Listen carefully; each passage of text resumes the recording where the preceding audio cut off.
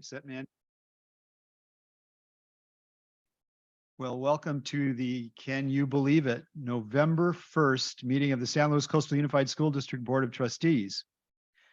At this time, we'd ask those in attendance to please keep your videos off and audio muted unless you're presenting information or speaking in public comment. We're offering translation services for our Spanish-speaking attendees. To access translation, please click on the globe at the bottom of your screen and then the language.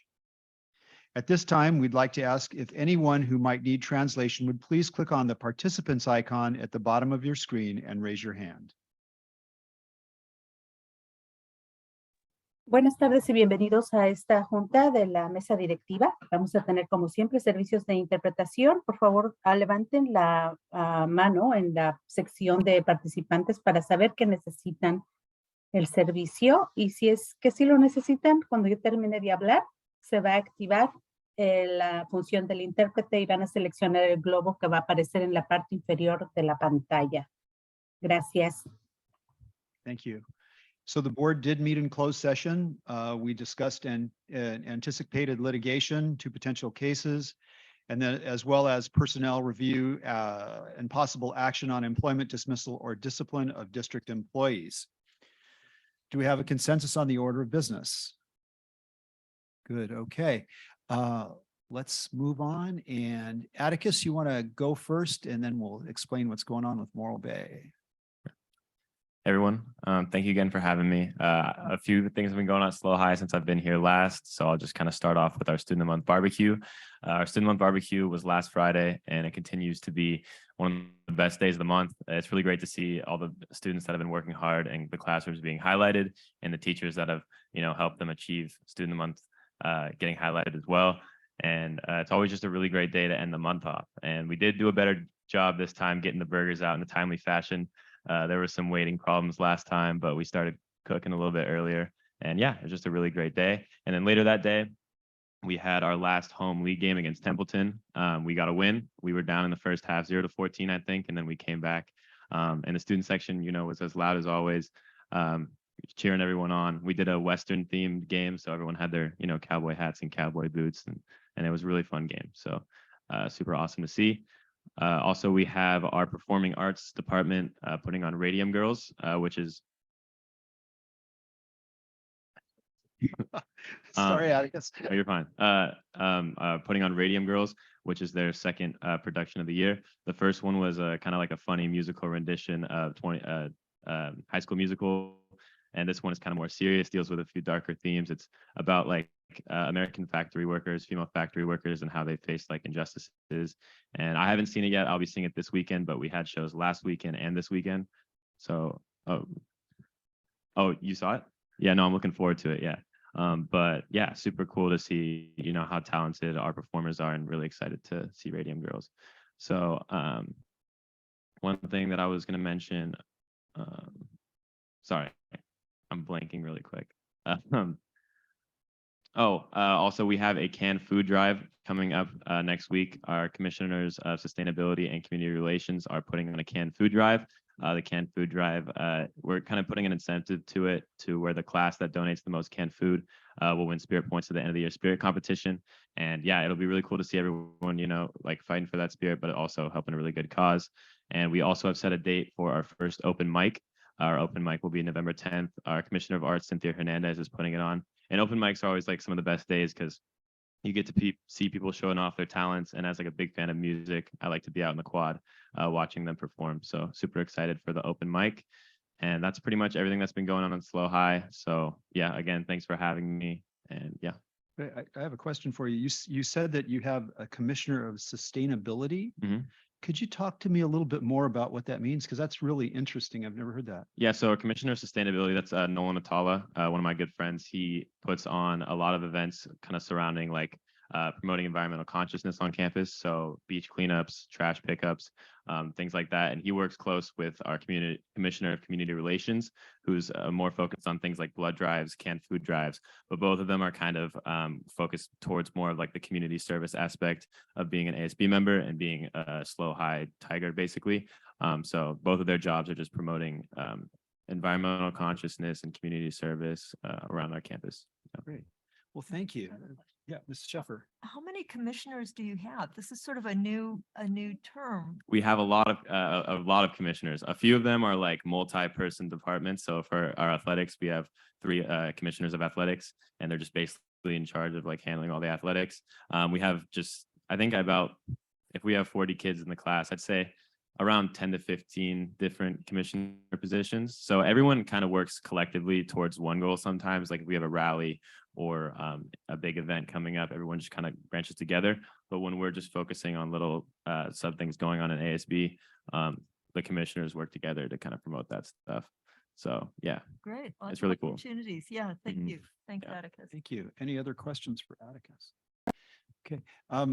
We do not have live representatives from Morro Bay High School this evening. My understanding is that both of our representatives are busy. One is in a water polo tournament. Sorry about that. And the other is have some basketball tryouts, I believe. But they did give us, I understand, a video which will allow us to see what's going on at Morro Bay High School. Mrs. Dawson, take it away. Hi, it's Alana. And Michaela. And we're so sorry we couldn't be at the board meeting tonight. We're all super busy. I have my first CIF water polo game tonight at 6. You should all come out and support her. You should come out, but the board meeting is also at 6. Oh, Yeah. Okay. Well, Anyways, that's good. But and then I have basketball tryouts all this week, so we can't have made it. but we did want to share some of our highlights from the past 2 weeks. So first up, homecoming went extremely well. We had a record for the most amount of students at our dance, which was really, really awesome. Very much so. Our avid students went on a 2-day trip to UCLA, Long Beach State, and Cal State LA, and Cal State Northridge last week. 4 Morro Bay High School students supported us by leading our avid students around these universities. It was especially fun to have Eric Torres, a 2022 avid Morro Bay High School graduate, lead our kids around Cal State Northridge. We've been having college cafes, which are hosted by our school counselors, and they've been very well attended. They're to help seniors with their college applications. And we have a couple more coming up on November 3rd, 14th, and 17th. The cooking club is meeting this Saturday. On the menu are dumplings, veggie stir fry, pumpkin rolls, and amaretto cookies. Oh my god. Okay. Our surf team had another great competition at Pismo Beach on Sunday as they tried to repeat as league champs this year. In sports, we have girls tennis, girls water polo, and football all in the playoffs. Also, our cross-country season is going with a meet at the Fairbanks course this Saturday. Lastly, on sports, our winter sports tryouts are held all this week. And the final item to share this evening is our Aggie Backers Booster Organization is having their annual barn dance fundraiser this Saturday at Shallow Creek Ranch. It should be a lot of fun, and it's a great fundraiser. And then I think a couple upcoming events that we'll talk about at the next board meeting is we have Thankful Week, which will be the week before we have Thanksgiving break, and then also our dodgeball tournament is that same week. Yes, so that's all we have for you today. Thank you for having us, even though it was through technology, but we'll hopefully see you in 2 weeks. Thank you very much. Bye. I will thank them into the ether. Mr. Scaldi, this is great. Thank you very much for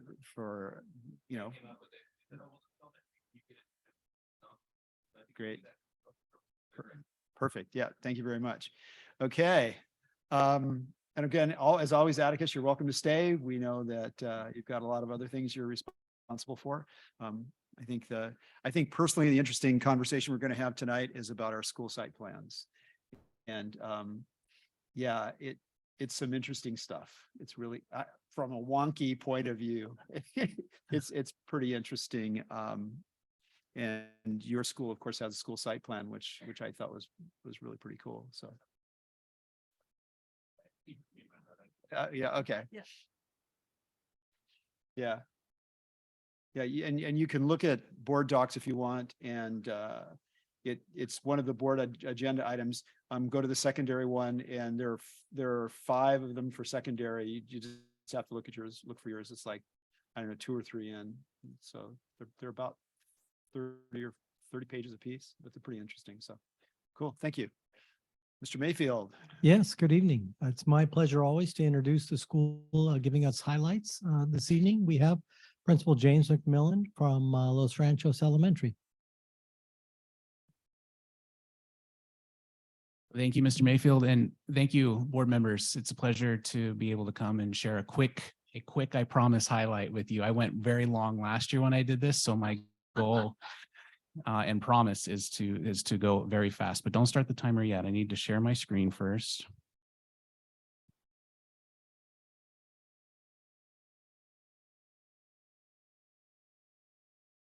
Okay, I think we've got our Zoomers looking at this now, and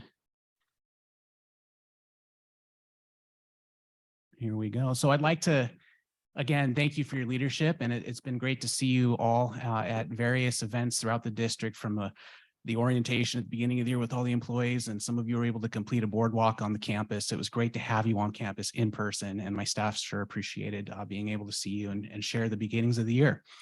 I want to share a very exciting event that is happened historically at Los Ranchos, and the families and teachers have grieved, among many other things, during the pandemic.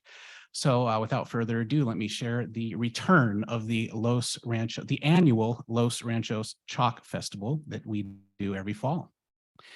And it really stems from a passion for visual arts supported by our PTA. Our PTA specifically fundraises to provide 15 visual art lessons to all students in our school. That this year also includes our TK students, which made our art teacher a little nervous, but she did great. She is doing great so far. And the different methods of art are displayed here. And we start by taking lessons about how to draw and blend with chalk.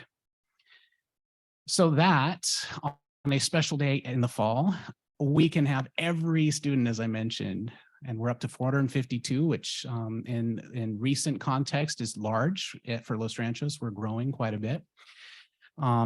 Every student on the campus walks out in different sessions to the playground, and they are given a square and a container of chalk, and they make some magic happen.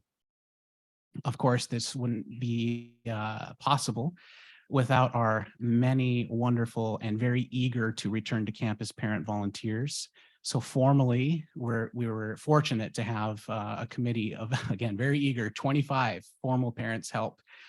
But I wanted to point out that this event, specifically during the school day and then afterwards in the evening, is a great kind of a low risk, or I should say a easy way for all parents to become included. We had parents that typically don't show up to many events, come to this event, parents of students with special needs, and students, families that might be working but were able to take a quick time off to come and participate. The event happens during the day, but it leads to a great evening where we do what we call the Fall Family Dinner. This year we had food trucks arrive on campus, and any families that weren't able to come during the day, we invite them to come and mingle, and the students have to take them on a tour and not only show off their art, but tell them how they learned how to make the art as well, to again emphasize the art lessons.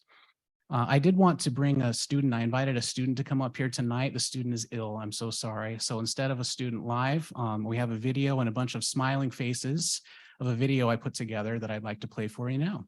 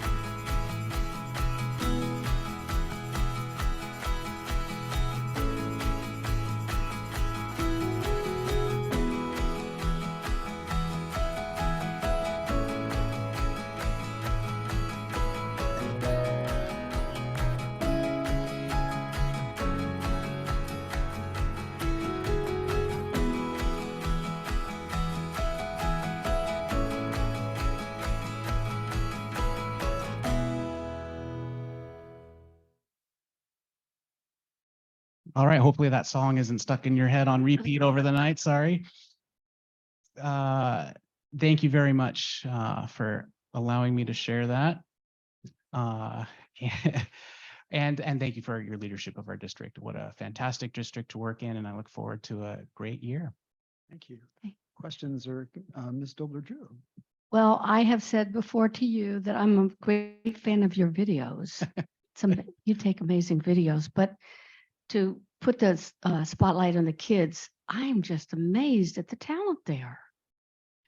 It's incredible, and we have kindergartners and first graders that know how to produce a piece of art better than probably most of us in the room right now. And really there's natural talent involved, but they, you know how focused they are when they take an art lesson, and you teach them one skill and then they go and apply. It's a fascinating example of you know, I do, you do, we do, and then they apply it, and it's great. So it is a feel-good event to kick off the school year, to be sure.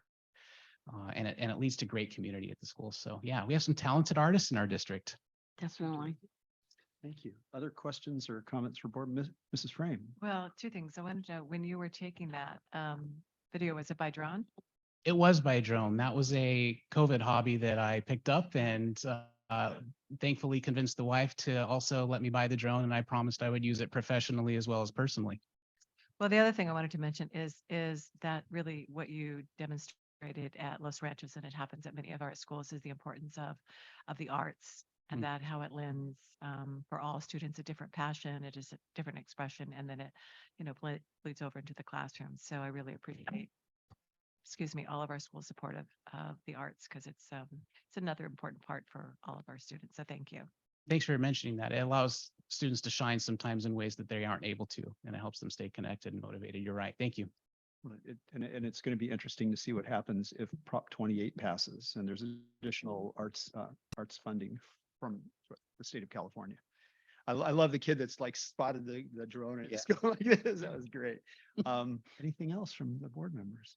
Thank you. Can I just say, of course, just to show how much I love chalk art, I'm having my own pastel painting of pastel drawing of a Catalina frame for my son and daughter's upcoming anniversary. They just got back from Catalina, so we're gonna get this beautiful drawing.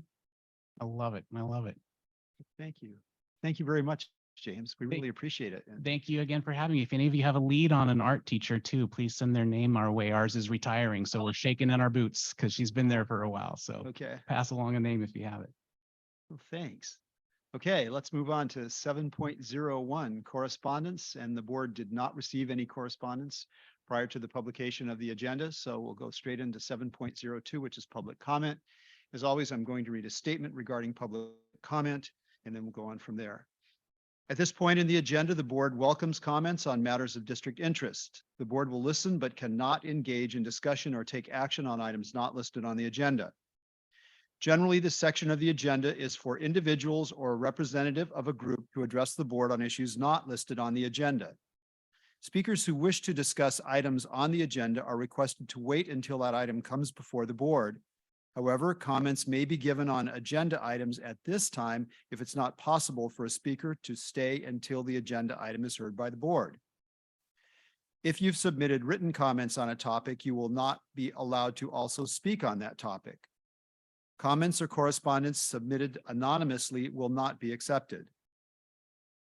There's anybody here who wants to speak in person, please submit a yellow public comment request form and give it to Mrs. Dawson over there. In-person comments will be listened to first. If you wish to speak via Zoom, click on the participants icon at the bottom of your screen and select raise your hand. When your name is called, you may restart your video if you wish and unmute your audio.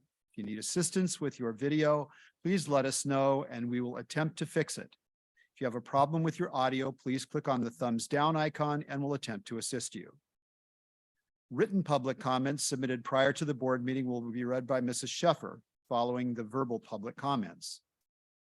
All public comments will be limited to 3 minutes, a limit of approximately 450 words in written comment.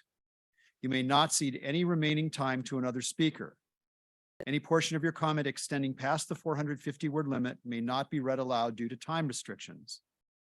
All written comments that are not read into the record will be made part of the meeting minutes, provided that such comments are received prior to the end of the meeting. Please be aware that written public comments, including your name, may become public information. And again, there will be no ceding of time. Is there anybody that would like to address the board in person? Okay, seeing that Mrs. Dawson, is there anyone who would like to address the board via Zoom? Okay, we do have 2 public comments, but I believe they're in regards to item 9.05. So we'll wait until that item comes up and then we'll read those public comments. Moving to item 8.01, business and budget update, Mr. Pinkerton. Yeah, just a few things to report. The board will see at the bottom an information item tonight on the agenda is the developer fee report and 5-year study. So that's something that has to be posted for 15 days, but we'll be coming at the next meeting. We'll actually present that report information and share more about it to the board. It has to be posted for 15 days prior to the board being able to approve it. Tonight, we're going to talk about safety soon. I had the opportunity to go to the Student Senate last week and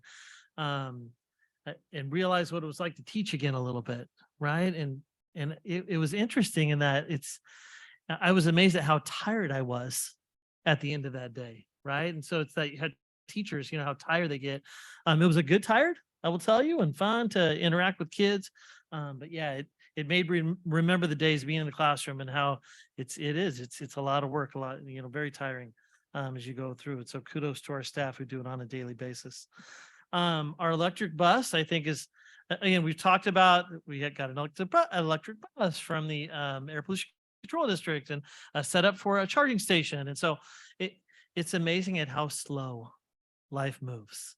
It's taken forever, right, to get the hookup for the bus. They're moving forward with it, have everything, and it's not on our side. It's just getting the information. So we haven't received the actual bus yet. So still waiting on the bus. And so when Mr. Bonin told me today that we're going to apply for a second bus, I said, wouldn't it be nice if we had that first bus, right, to get started? But I'm also going to be attending a school fleet webinar on Friday. So it's something we're definitely vested in, want to learn more about. And my hope is that the technology, the focus, funds will be available through the state so that we can continue to expand our fleet. Mr. Buckman. I did read, I think yesterday, that the feds just approved like $1 billion for electric bus grants. So we'll see. Fingers crossed. Fingers crossed. And then lastly, for me, we do have the economic forecast on Friday morning. And so I know some of the board members will be attending that. They have given us our own table. So in terms of everyone, you know, being able to attend, you don't have to meet me beforehand and to be able to get in. So just kudos to that. And that's always I will tell for the public too, it's a really good event. And so they have some really key economic speakers throughout the state, federal government that kind of give us a snapshot specifically for the Central Coast and what the Central Coast kind of economic forecast is going to look like in the coming year. So I look forward to seeing you on Friday morning. Thanks. Any questions for Mr. Pinkerton right now? Okay, very good. Mrs. Frost, 8.02 services update. Yes, just a few items from Ed Services. First of all, this Friday is our secondary staff development day, and they'll be gathering at Slow High, all of our secondary schools. And you actually got the agenda in your Friday focus last week. We have Dr. Michael McDowell coming. He's going to be working with our secondary sites on clarity. They also are going to have some opportunities throughout the day to work in departments, to collaborate, and to meet with colleagues from their other secondary schools. So we hope our board members can join us for part of that day, but 8 to 10 is Dr. McDowell, and we think it's going to be riveting. So join us if you can. This Thursday is also the end of trimester 1 for our elementary schools. So they will have an elementary work day, which means that they will be working on assessments and gradings and really planning for report cards and conferences, which are coming up in a couple of weeks. Shout out to Morro Bay High School. We have Mr. Scaldi in the audience tonight. Their AVID department went on their fall college tour, and they went to CSU Long Beach, UCLA, Cal State LA, and Cal State Northridge, and all of their teachers attended. So I wanted to mention those names. We had Ryan Turner, Leah Height, Katie Conlin, Blair Brinkman, and the career guidance counselor, Taylor Laird, attended as well. And the kids were just thrilled with their time and their visits. And it's college application season. So what a perfect time for our AVID kids to go on this tour. It was really, really well received is what I understand. And then finally, the IBEW, or the International Brotherhood of Electrical Workers, the pipe trades and many other construction trade unions are partnering with the SLO Workforce Development Board and the SLO County Office of Education to highlight National Apprenticeship Week in November. It's actually November 14th through the 20th. And what it really does is celebrate industry, labor, workforce, education, and government leaders hosting showcases to kind of look at how important registered apprenticeships are to career development, to the development of careers among our students and even kids outside the high school system. So we're looking forward to find out what happens November 14th through the 20th. Okay, thank you, Mrs. Frost. Mr. Pinkerton, Measure D. Yeah, so just a couple things to report to the board. They did finish at Slow High track, did finish the black areas around the track. They're supposed to be lining the track, kind of that last step. So it's completed Thursday. So I'm hoping that the rain isn't, hopefully it's a beneficial thing that it cleaned the track off prior to putting the stripes down. So we'll see how that goes. But that, again, that's the last step, Slow High track. Morro Bay, Jumbotron is on the way. I believe all the wiring, everything is ready to go. So just kind of waiting for that to come in. We'll also be working with Morro Bay High on some new stadium lighting.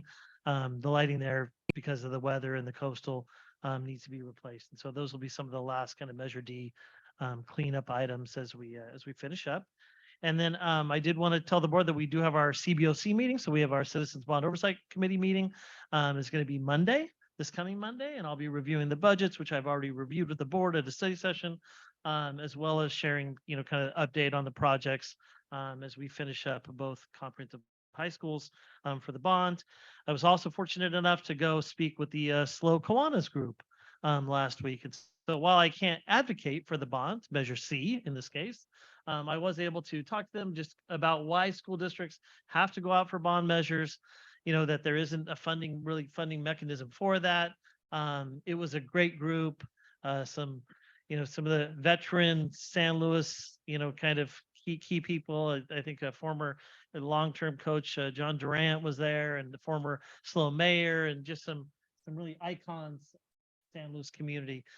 And so it was nice to be able to talk with them. And I did offer to take them on a tour at any time of the high school in San Luis or Morro Bay, and to kind of show them the finished work with Measure D. I think, they were very excited with the fact that what we were doing with the high school, and in particular, Mr. Durant was very excited about the track and the field and the new stadium. Okay, thank you very much.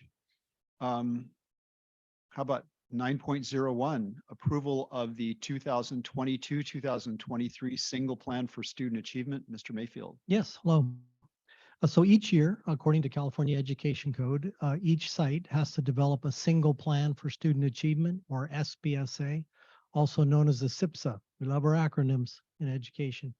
And these plans are developed in conjunction with the school site council, which is made up of generally 10 members, 5 of which are school site staff, and 5 of which are community members, parents. The majority of the school site staff need to be teachers. So that would be 3 out of the 5 are teachers. And then at the secondary level, oftentimes students are included in the process as well. The single plans are really a living document, and they reflect the goals that the board lays out, our LCAP goals, and the 3 main areas are also the same 3 main areas that we have within our LCAP. First best instruction, rigorous academic instruction, support for the unduplicated students or our most vulnerable students, subgroup students, and then culture of care would be focus area number 3.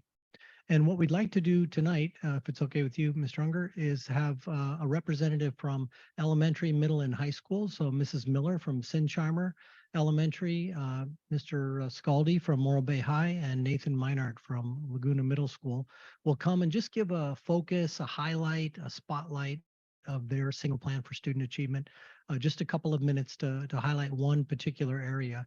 And then when the 3 of them finish as a collective group, we'd be happy to take any questions that the board might have. Would that be okay? Okay, Mrs. Miller, can you lead us off?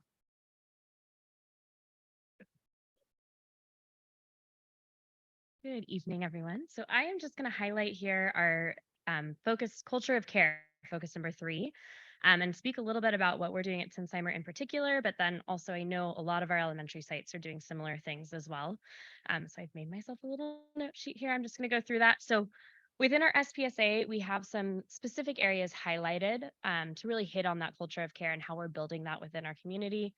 We have a full-time counselor this year, which is amazing. We also have what we're calling our MTSS aide this year. So we have a person on site who's working with our MTSS program, our multi-tiered systems of support program.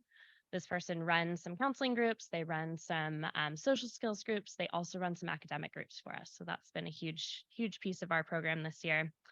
Something specific to Sinsheimer is we have some ongoing trauma training for our staff and for our teachers. And so that came out of some behaviors and things that we were seeing on campus last year that we really wanted to make sure to address.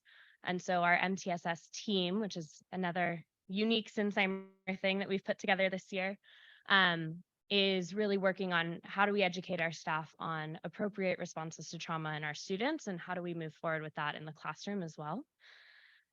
We also have our kinder aides this year. So I'm sure as all of you know, we went full-time with kindergarten and we staggered day with our TK. And so that day is a little bit longer than normal as well. And so we have kinder aides on campus and we've actually extended that time with our kinder aides a little bit at the beginning of the year, just to make sure our kinder students have that transition into their classrooms and all of that goes really smoothly for them. Now that they've been there for a few months, we're starting to back that time off and our students are being, pretty successful in those kinder classrooms, which has been great to see. At Sinsheimer, we also have our school-wide expectations. And so everything that we do is kind of rooted in those expectations. Take care of yourself, take care of this place, take care of others. And so we have recognition for our students once a trimester around those expectations. Our classroom rules are built around those expectations. And then we also have our MTSS program and our check-in, check-out built around those expectations as well. We have a program, as I said, check-in, check-out. And so that's kind of one of our tier 2 behavior supports on campus to support our students who are struggling behaviorally. And we have a lot of staff that are working with that program to make sure that our students are able to kind of set goals in the morning every day with a trusted adult. And then they check in at the end of the day to make sure, see how they did on those goals. How are things going? Did they meet their goal? What do they need to change for the next day? What do they need to continue for the next day? That kind of thing. Let's see here. We also, with the addition of our full-time counselor, have added a lot of programs to site this year to really support that SEL focus, which has been absolutely amazing. So we have school-wide themes that change each month. So that's been huge. We also have read alouds that go with those themes. And our counselor is pushing into every single class and doing monthly read alouds related to those themes. So our campus is speaking the same language each month, which has been really nice. We also have mindful moments every morning, along with tips of the week that go along with those themes. So our mindful moments are like a meditation time in the morning. And then our tip of the week goes along with that monthly theme. How can you embody being thankful this month for November? And our students come up, our student council actually comes up with those tips. Our counselor is also running social skills groups proactively with every single one of our students on campus. So that has been a huge shift. Prior, with only a counselor on site 2 days a week, that was never an option. This year, it is an option. And so we're really she's able to get in and get to know every single one of our students. And then again, as trimester 1 ends, we can figure out who really needs that continued support and who's doing okay without it. But she's gotten her eyes and gotten to know every single one of our students TK through 6th grade, which has been amazing. We've kind of also switched over our yard duty, or we're now calling them recess coaches, with the idea that we want to coach our students up and we want to teach them those appropriate behaviors and those appropriate responses on campus.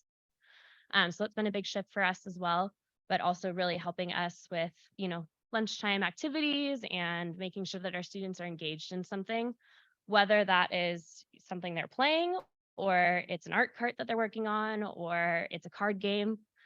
So we try to make many options available for students as well. Let's see. We also, one big thing, culture of care, just including our family community, is making sure that our teachers send out weekly updates to their families. And so that's been happening on campus every week too, which has been a really good communication tool, and our families feel really engaged in what's happening in the classroom. That's my little overview. I will pass it off to maybe Nathan. Thank you.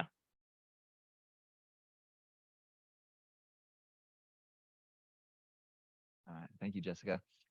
So I'm Nathan Miner. I'm the principal at Laguna Middle School, and I have a few. I'm gonna adjust this up so I don't have to hunch if that's all right. I have a few updates or announcements to share with you, just from our SPSA and highlighting a few great things that our school is doing. The first of those things that I want to highlight, and these are in order just as they appear in the document, so they're in no particular order as far as priority, is just looking at the focus that our staff has had since the very first day that we gathered together as a staff in our professional development days around our PLC culture as a school site. And so we've really spent each of our Monday mornings together in TCT really honing in on developing those teams specifically around our grade level and subject matter teams, and really diving into those 4 guiding questions for professional learning communities, which are: what do we want all of our students to learn? How will we know if they've learned it? What will we do if they haven't learned it? And then what do we do, or how do we extend that learning if they already have shown proficiency or mastery? And as you can imagine, those are really 4 simple questions that I can say in a few moments, and yet have led to hours and hours of really great dialogues among our team. And it's been a really fun process for us to dig deep and roll up our sleeves together each Monday morning and really invest our time looking at those questions and how we're supporting our students and what our curriculum and instruction looks like as we do that. So that's a little snapshot kind of from the staff perspective of something we're doing. It's been really an energizing thing for many of our staff, both as we've had many new staff join us, and then also having some really great veteran staff that are a part of these great collaborative teams. Another thing I want to highlight is our schools to watch process that our school is currently in the midst of. And so we are really focusing in on schools to watch as really a great process that's reflective in nature and gives us a chance as a school to use this great rubric that exists, and looks at 4 different domains for how we're doing as a school, how we as a staff think we're doing, and then also we're going to be looking for soliciting feedback from our students and community as well as part of that process, to hopefully create some goals moving forward as a school site for what things we want to be focusing on and continuing to grow in. Those 4 domains that we're looking at, and we're already into the first couple of those, are academic excellence, developmental responsiveness, social equity, and then organizational structures and processes. And as you can imagine, there's a lot of great conversation that happens within that. And those conversations are housed within our Wednesday afternoon staff meetings and have really been beneficial, both for me as a new administrator to hear the amazing thoughts and reflections of our team, and then also looking with our instructional leadership team for what does that look like moving forward as we look at a continuous improvement process at our school and how we can continue to grow as a school site. The next thing I want to highlight is our elective program. So we had a wonderful opportunity this summer to revamp and adjust some of our electives just as we had some new staff coming on. And so we have this great vision that I'm sure all of you are aware of what we want to be doing CTE wise as a school district district and how great our CTE programs are at the high school level, and really looking now at the middle school level, both as a school district and then also as a state, really just wanting to hone in on students at a younger age. And we have a few things in place in addition to the electives I'm going to talk about, like our wonderful CTE counselor, Jessica Baza, who's been amazing in working with our students and building connections. In fact, today I had 2 students come up to me and say, "Hey, is she on campus today? We want to talk to her." I was like, sorry, she's not here today. This is one of her days that she's at Loams, but she's making great connections with a lot of our students. And it's really going to lead, I think, to a lot of students understanding CTE better as they navigate through our school process. And as a part of that, we've added some great electives that are introducing students to some wonderful experiences at the middle school level. So a few of the things that we have that are new this year, our engineering class, we have both a 7th grade wheel elective, which is students have 4 quarters of each a different class. And then also we are offering it for 8th graders as a semester long elective. So the 7th graders are experiencing a flight and space focus, really connected with some of our community partners, and then also the program that we know Cuesta is building and working on around aviation maintenance. And so really just wanted to start to spark some interest for some of our students in that direction. And then our 8th graders are also, because they didn't have the class last year, also having that exposure, and then also learning design and modeling, which is working with both 2-dimensional and 3-dimensional modeling in a variety of applications. And so it's really great opportunities for our students to get some really high-level experiences. And our teacher is an amazing person who has had lots of experience in engineering in a variety of ways, which is really fun for our students. And then along with that, another one that's really similar is our computer science class, and that's a wheel option. Where many of our students now as 7th graders are being exposed to this concept of computer science and programming as 7th graders, so that when they go to sign up for elective classes as a high schooler, they actually know what they're either choosing or not choosing when it comes to those great options of our computer science electives that exist at San Luis Obispo High School. And so that's a really great program. Both of those classes I just mentioned, or all 3 of those different modules, are all coming to us through Project Lead the Way, is the curriculum we're using, which is a really well-known and renowned curriculum that's used nationwide that really is promoting our students having these great engineering experiences. There's a lot of hands-on learning, and it's a lot of fun. I've gotten to be in all of those classes multiple times, and it is just a blast to see our students building and modeling and discussing and arguing about what will work best as they adjust and tinker with their projects. Also along those same CTE lines, we also have culinary as one of our electives this year. And it's a subtle difference from what we've had in years past of our home economics focus in that elective. And that's been a really fun adjustment. And we've had some great partnerships already, even with having one of our main kitchens in the district on our campus and getting to partner with them and have our students be a part of making food for special events a couple of times already. And then also being a part of occasionally working with our kitchen staff an internship basis of a 2-week rotation to help with the food production. And then also learning just some really great foundational skills in preparation for our amazing culinary pathway that exists at the high school. And then also we have added an intro to video production class, which is, again, leading into a great program that exists at the high school. And that class is now producing our news. So each day I used to read the announcements over the speaker in a very classic setting.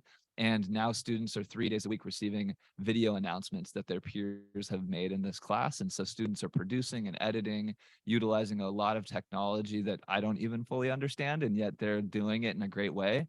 And we have a great YouTube channel that's allowing them to push those out to all of the classes. And those are showed Monday, Wednesday, and Friday in those first period classes to share with the school what's going on. And students are getting great experiences that, again, are tied in with TNN and some of those other great programs that exist at San Luis Obispo High School, helping our students learn some foundational skills to be able to use those.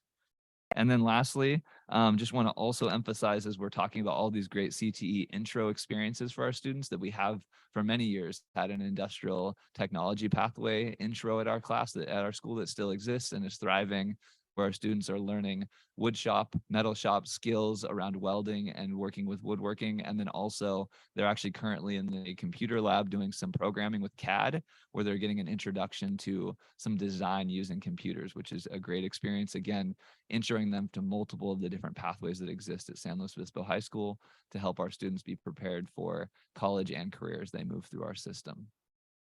And then I'm going to transition to my last thing, and this is something that we're really excited about, and was something that I had the unique opportunity to be a part of at San Luis Obispo High School with Beth Meyer as well. And that is that our school is also implementing EL support plans. And these plans are really a targeted intervention for our English learners, where the goal is, and we're in the process of this goal currently, is to develop a really clear plan for every single one of our English learners, where we lay out the data on how they are currently performing based on LPAC and a variety of means of where they're at in their skill levels for listening, reading, writing, and speaking. And then also, after looking at where they currently are, laying out what their goals are, what their next steps are as far as their continued progress in their language fluency. And then lastly, providing a list of reasonable accommodations for our staff to be aware of and for the student to be aware of how we can provide appropriate scaffolding for them to take next steps. One of the challenges with our students that are English learners is that each of them is at a unique spot. And sometimes as staff, it's difficult to know exactly what that looks like if you're not an expert. And so we're seeking to create a system where there's clear communication with everyone involved of this is where that student is, a great snapshot. And then here are the ways that you can support this student in their journey, and here are their next steps that we're hoping that they take, and really seeking to be targeted with those students. And our amazing EL coordinator is also meeting with each student individually as these plans are developed to talk with them about what those goals are and collaborate with them on that, as we also are sending those home and sharing those out with teachers. And so that's a really exciting thing. Again, in process, it takes a lot of time to develop this for all of our English learning students. And yet we really believe that it's a valuable tool that will help our teachers be more targeted in their supports for that group of students as they continue to develop proficiency and move towards redesignation, which is the goal for all of them. So I believe I've hit on all of the things I plan on saying. Any questions before I move on and hand it off to Mr. Scaldi? I have one. I just want to, it's not really a question, but I just want to say I love seeing the vision that the district has for the expansion of the CTE program coming to fruition. It's like, think it and then it's happening. It's wonderful to see the realization of what we saw as being beneficial to the students. And I'm sure that because of this middle school involvement, it's good for the students and they'll be able to complete more of the paths. I bet our percentage of path completions are going to go way up, spike way up when they get to high school. Yeah, agreed.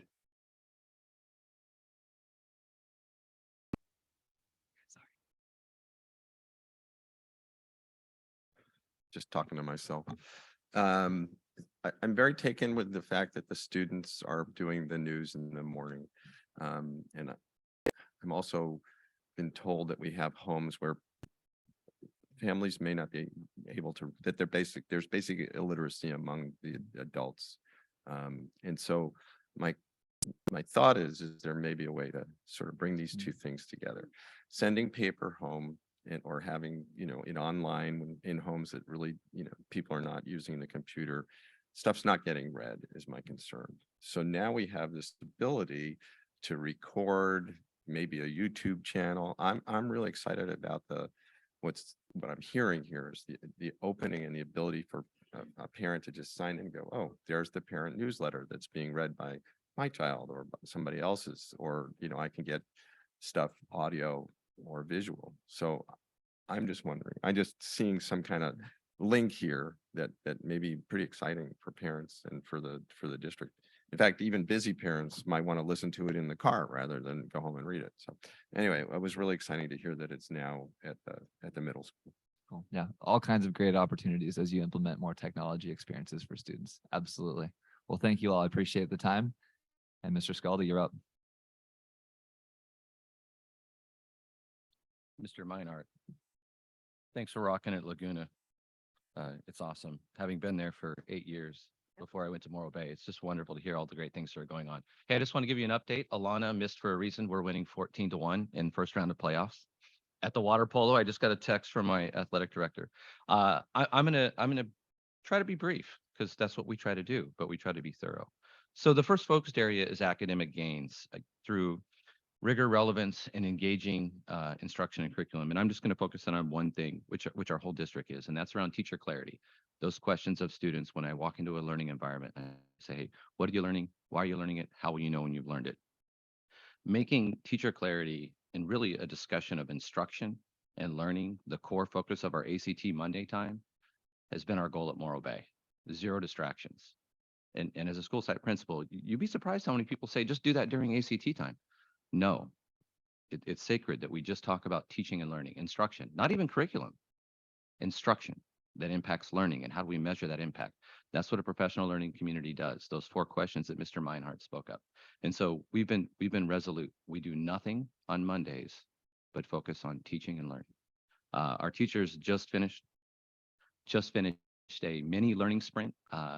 We discussed that yesterday morning, and we're super excited for this Friday with Dr. McDowell. He talks a lot about learning sprints, is where you as an instructor, you try a new teaching practice that you want to focus in on, that you think will be impactful. You measure that impact and you come back and report to your team what happened. You usually do it in a 2 to 4 week sprint. So we did a mini one as a practice to build towards this. So that's just focus area number 1. Focus area number 2 is the same thing, but really a focus on our LCAP student groups. And so first one is AVID. We worked hard to carve out an extra period for Blair Brinkman. She's our AVID coordinator. She has a prep period. She's the reason, or that is a large reason, that we had such a successful trip for our students to those 4 universities, and that she was able to find former Morro Bay High students to lead us at each one of those universities. It was really exciting because Eric Torres graduated last year, and he's a freshman at Northridge, and most of our AVID kids know Eric because he was an AVID kid. Also, our AVID teachers went to Fresno State to go to the California, or the CSU High School Counselor Conference, because they want to know everything a high school counselor should know, because that's what they're preparing kids for, to launch directly to a 4-year. And so there's AVID. The next one is ELD. We were lucky enough to hire a veteran. She taught for decades in the San Joaquin Valley. She retired, and we hired her part-time, and she's teaching our ELD section. Her name is Peggy Lima, and she's amazing. And we also carved out an extra section for study skills for ELD learners. And these are for our kids that have really been usually in our school system for less than 7 years. So just an extra opportunity for us to impact them in a positive way. And the third one is that for our students with disabilities, we didn't have a really specific study skills class for those kids that need executive functioning skills and practice. And so we were able to carve that out of our master's schedule. And so that's focus area 2, AVID ELD study skills for students with disabilities. 3, culture of care. Gala training, super grateful for Gala Pride of San Luis Obispo to come and do 4 trainings with us. Thank you, Eve Dalbert-Drew. She came out last week for our 2nd training. We have 2 more to go. I won't hog this one. San Luis High is doing the same thing. We're super excited. Roland and I are very excited to have our staffs experience this. So I'm moving on. The next thing I want to highlight, which you wouldn't think would be major, but it is. We're already seeing the impact. Taylor Laird is our college and career specialist, and she was 80%, and we moved to get her to be 100%. It's been fantastic. She went on our trip with our AVID students. She's amazing. The feedback we've gotten already in our surveys and our listening sessions is kids are excited about the opportunities that she pushes out and communicates around current volunteer and job opportunities, the CTE opportunities that are post-high school, and certainly the ability to get to a college and or university. She's just lights out. She's already working to revamp our local scholarship application to make sure it's more approachable for more of our students, so we do a better job of supporting them financially post-high school. The last thing that I want to talk about is our Youth Truth Survey and our Student Senate. Last year, they were really adamant about wanting to change the culture of our school, and they didn't really want me or us to do it. I really wanted to have an assembly, even in May. And they literally begged me not to. We need to do this. It needs to be student driven. And so they've been working hard as a group, school-wide, then to Student Congress, and now to a smaller group in creating a student value statement for Morro Bay High School. And they're almost done with the process. And the process has been wonderful. I'm super excited to see our kids do that and be inclusive and thoughtful about it. And that's what I have to share. Thank you for the opportunity. Great, thank you. Y'all don't go too far. I'm sure there will be questions for everyone. I've got a question for Scott, if I can. Hey, Scott, Mr. Scott. come on back. Yeah. I'm just gonna make you get up and down. Fine with me. In your report, there was provide increased parent literacy engagement activities at both elementary and secondary schools. That was part of Mr. Mayfield's section. I'm wondering at Morro Bay, are you doing literacy nights or stuff with parents, or how's that working? One of the biggest things is it really threads to our ELAC. We're lucky that we have two superstar parents. I think I can mention them publicly. Rocio Hernandez and then Nelly Ochoa Lepe. They've been amazing in getting huge groups of folks to come to our school and then us responding to what their needs are. Literacy is one of them, but to be honest, their biggest things on their list are, we want to know more about Aries and how it functions. And we want to know more about Cuesta College and University, A through G, and financial aid. And so those have been the cores of what they've requested from us in general. So that's kind of been our focus, responding to their needs. And that's the parents. And so That's the parents. And so what I I'm want to say, wondering- we had over 20 at our ELAC Okay. meeting. I thank you. That's great. Any other questions? I'm happy to jump up and down, but I'm Any- also Anything happy. for Mr. Scaldi? This is an action item, and so I am going to go to the public in just a moment. Ms. Dawson, is there anyone from the public that would like to address us on this item? Okay, Mr. Mayfield, you want to come on back up and I'm sure we have questions and comments from board members. So Mrs. Frame, we'll start with you. Yeah, this is really related to Mr. Mayfield, what you said about, directing, waiting until the presentation. So I waited the presentation. So a couple of things I wanted to comment on. One was in reference to Sinsheimer and your the mention about recess coaches.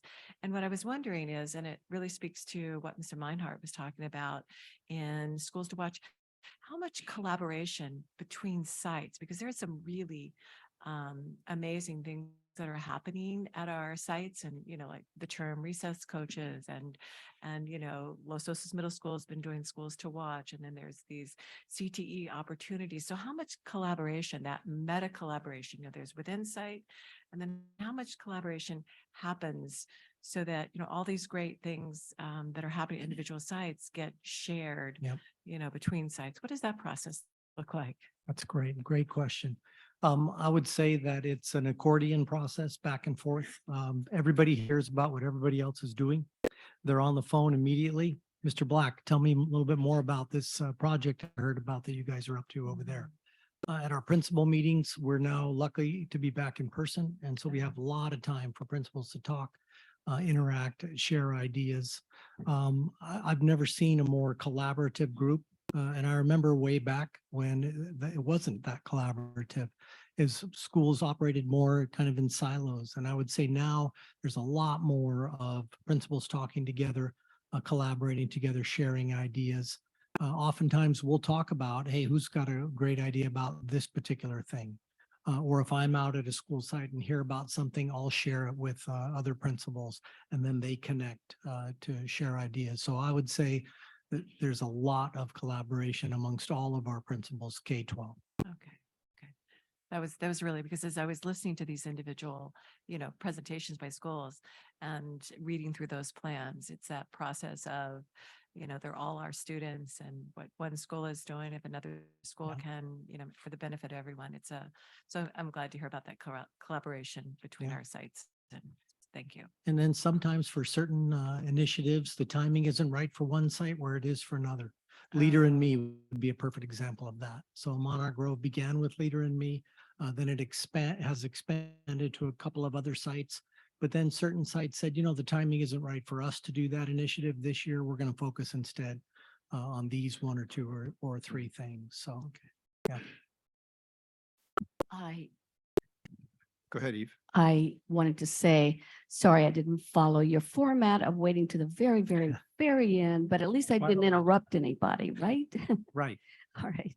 So, but I did have a question as I prepared myself for the board meeting, and I went through all of the things that pertain to the LCAP as the board had helped to mold that and envision it. And one is under specifically, if I can get very specific about it, I have a question. Please. Under 3E, which reads develop equitable and inclusive practices for all students and staff to include parent education opportunities. This piece with the parents has always been of utmost importance to a number of us, and I'm one of them. And so in particular, here it says, provide opportunities for parents to participate in diversity and inclusive presentations and activities. I was wondering, would they be able to have a portion or some part of the gala presentation presented to them? That 6 hours of presentation is changing the culture of the school, and the parents need to be a part of that. Yeah, I think that's a great idea. And we have in the past included different parent workshops. We generally don't invite parents into staff meetings, obviously. That's an in-house kind of training or discussions that take place. But there are great opportunities to reach out to parents. Currently, we're doing things through DLAC. We have a parent presenter who presents in Spanish to our DLAC on different strategies that parents can use on social emotional learning habits and things like that. But we have done equity presentations with parents in the past, and I think having Gala present to our parents would be a great idea. I really do, because otherwise there are concepts. I mean, this is new, right? It wasn't there when I was teaching a few years ago, or a parent raising a child in the school system. So I feel like it's such a new area that we want to be as transparent as we can about the laws. There are many laws that are backing up the training. And I feel like that we all need to know what those are so that there won't be any missteps, shall we say missteps, in approaching certain people, you know, among the population. So I feel like the parent education is very important. So thanks for answering that. I would agree. And I would say that the issues aren't new.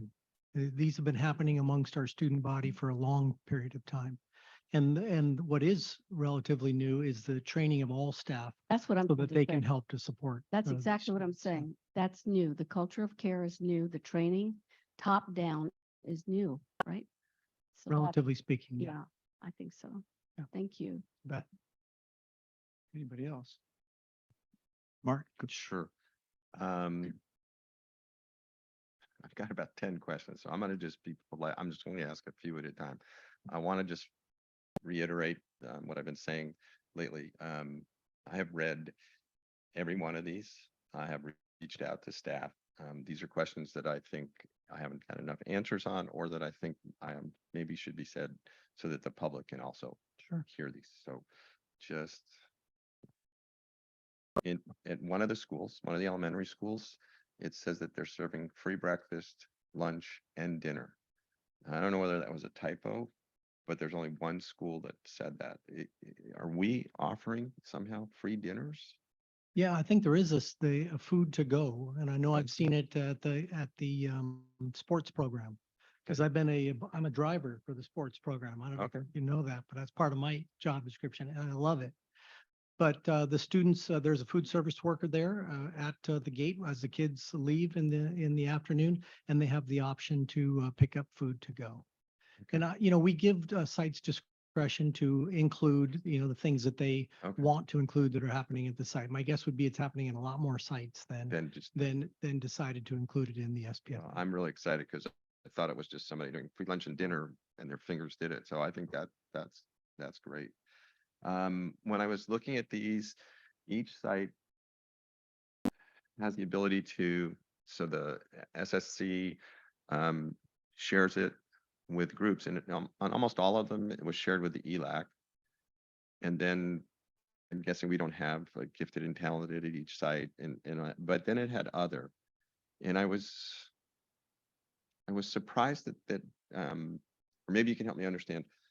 PTAs were not asked, to review it. ASBs were not asked to review it, and there's just a lot of other organized groups that we have on campus. Is that just too unwieldy? Well, I think it's a matter of legally, we're required to have a school site council, and they approve the actual plan and help develop the plan, and then evaluate the plan in spring. I would say the goals of the single plan for student achievement are shared school-wide, and they're shared with parents at back to school night, and they're shared with PTAs. Perhaps not every line item of the SPSA, but certainly the main school goals and functions and activities. And I know Mrs. Miller, for example, shares a lot of the social emotional learning activities that are happening through her parent newsletter, that type of thing. But generally not to those groups as an entire document. Yeah. Okay, good. That's great. This one's a little, I may have been misreading this, but as I was going through, there's one section on CAST, CASTNGSS. It's the science test. California Science Test, yeah. Thanks. And and I noticed it appeared to me that it didn't matter what school, what grade level, that we're looking at about maybe 40% of the kids meeting or exceeding. Did I read that correctly? Yeah. I mean, almost the same number across the district. Yes, I would say that that's accurate. We presented CAST information in the original SBAC or CASP presentation, and we'll be returning with more information on the CAST in December when we present the countywide and statewide results. So we can go over that science information in detail. I look forward to that because I was thinking for us, that seems like a low percent. Okay, I'm going to back off, Chris, in case somebody else has some questions. Well, I have some comments, but I'm going to let you finish, Mark. Then go for it, because you're going to take time now or you're going to take time later. So I might as well go for it now, and then I'll give my comments.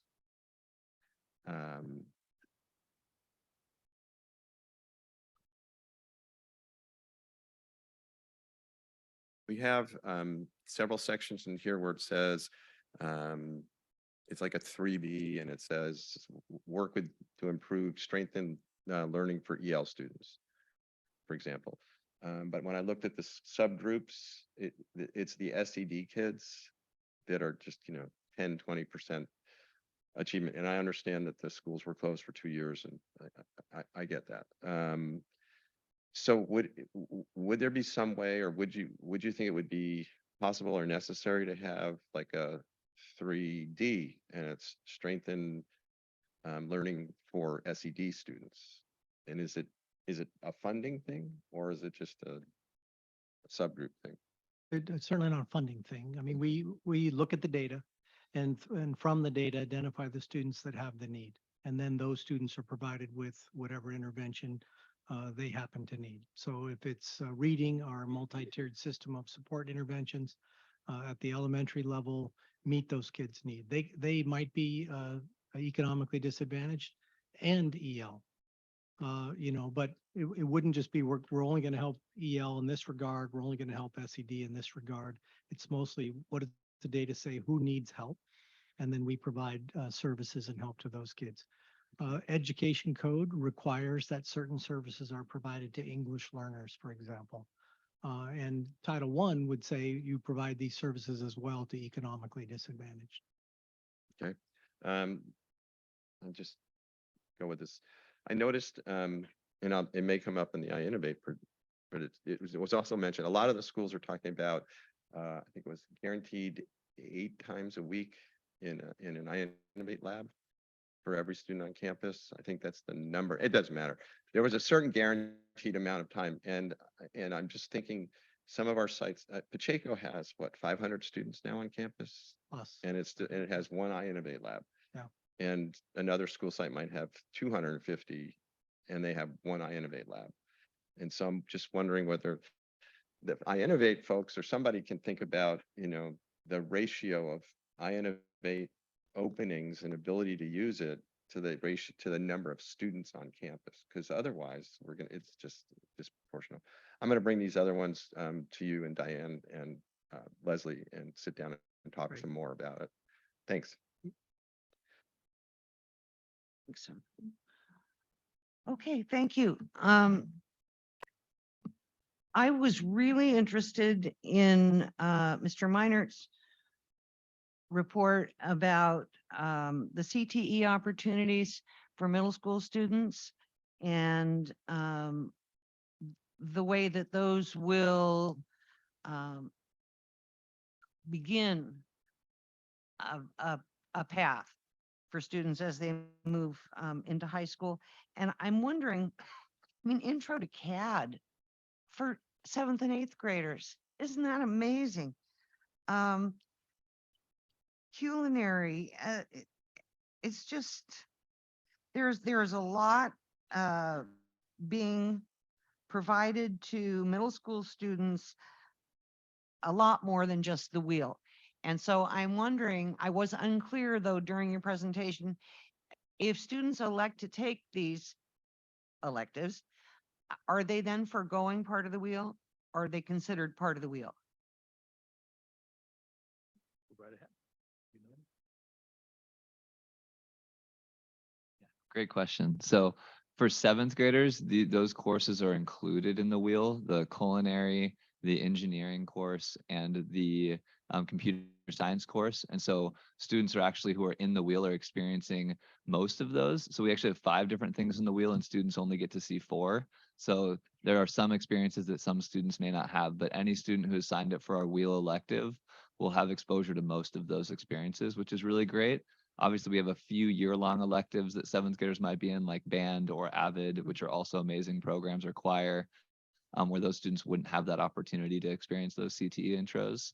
And then for 8th graders, after they've had those intro 4-wheel opportunities, then they get a chance to select an elective that's a semester long, and we'll kind of get to dive deeper into that same subject or a different one. But most 8th graders tend to pick something that is directly related to what their wheel options were. Although again, we have multiple year-long electives for 8th graders like Spanish and some other really great things that some of them choose to choose instead of a semester-long experience that kind of mimics or follows after the wheel experience. Okay, thank you. And Mr. Bloom is not here to speak for himself, but would you know, are the same opportunities being provided at Los Osos Middle School? Yeah, it's a great question. I could speak to that. Working with Mr. Bloom, he's actually promoting esports as an opportunity, an elective opportunity, CTE specific. And as we start to build out Mr. O'Connor, did you say esports, yeah, esports, yeah, electronic sport? electronic sports. It's actually a multi-million-dollar industry and is probably one of the fastest growing industries that have employment opportunities for lots of young people.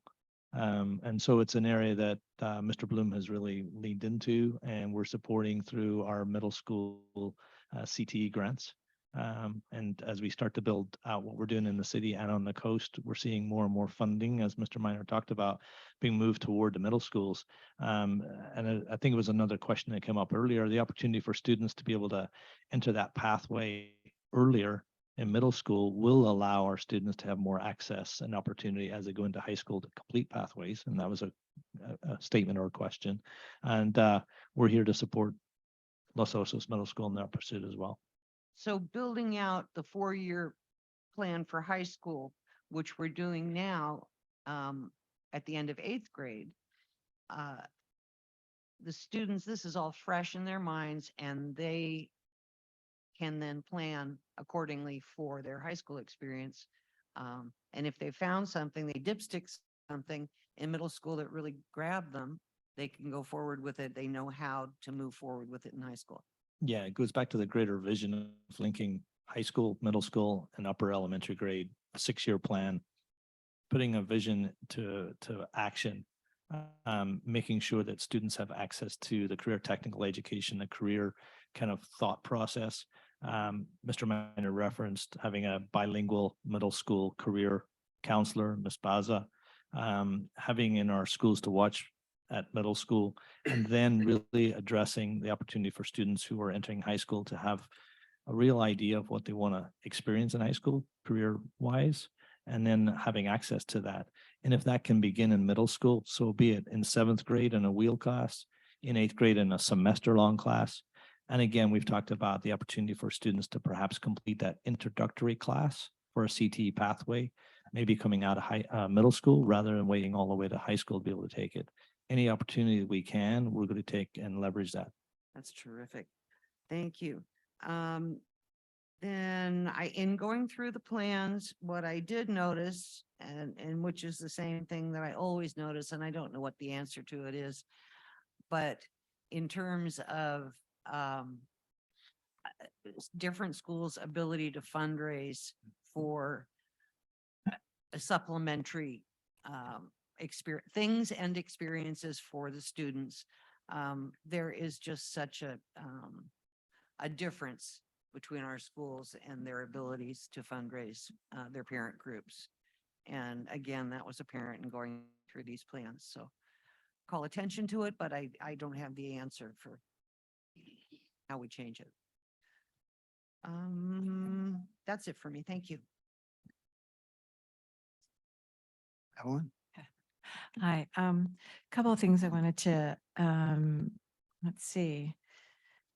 Mrs. Rogers, you were talking about something and my mind went somewhere else. I guess what I was thinking is you were talking, Mr. O'Connor, about, and Mr. Minot, when you were talking about the CTE, these incredible opportunities that we're looking at, and we're starting at an early age, and some students will have this exposure.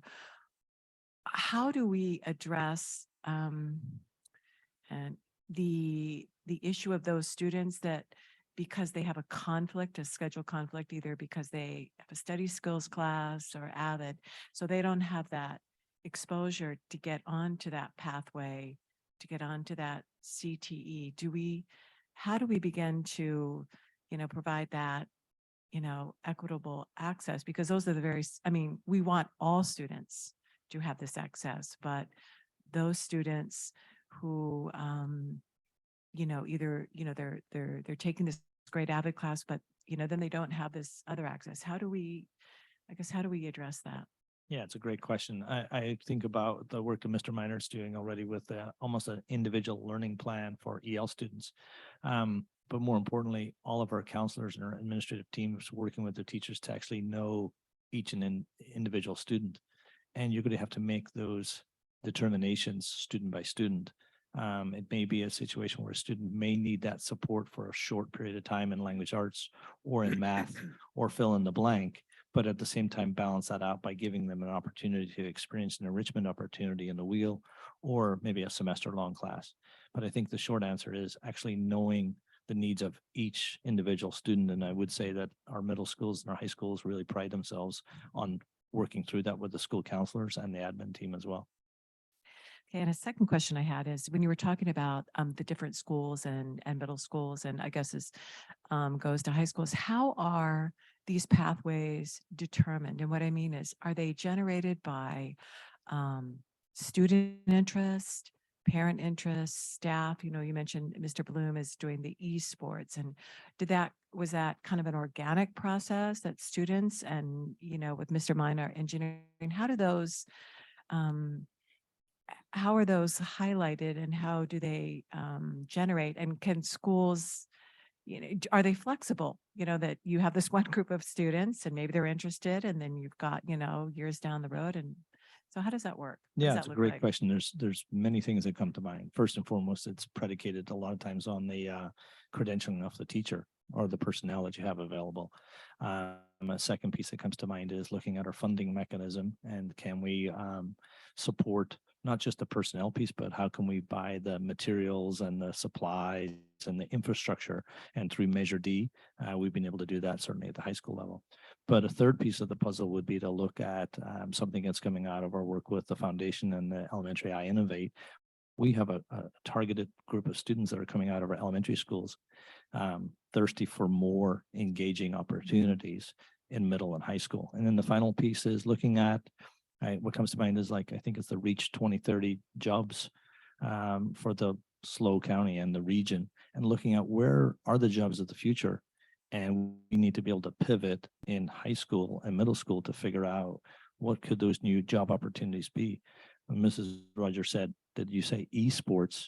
If we'd have said esports like probably 5-6 years ago, we'd probably be definitely scratching our head. But think about that. We're now seeing new positions evolving that we've never thought about before.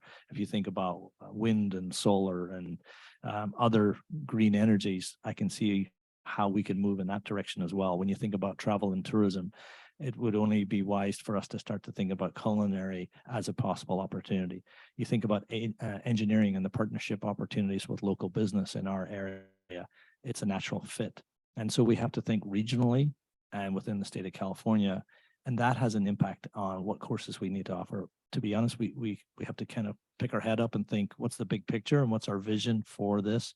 And then how can we solve that puzzle around our personnel? And when there's an opportunity to add key personnel, let's be ambitious and go out and find them. Thank you. You're welcome.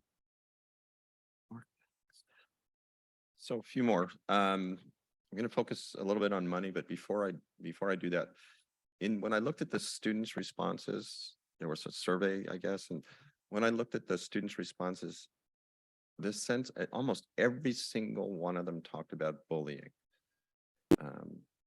And so is there a bullying problem, or is there a perception of bullying problem? And are we addressing it? Because I mean, it was like every single school site.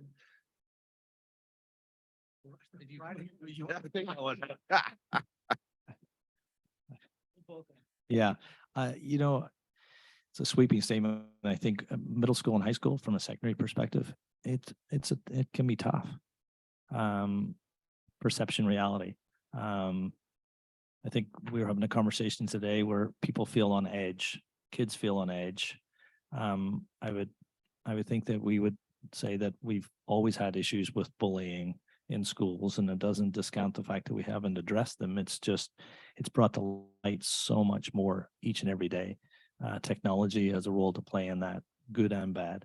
Are we addressing it? Absolutely. Do we talk a lot about it? Are kids aware of it? Yes.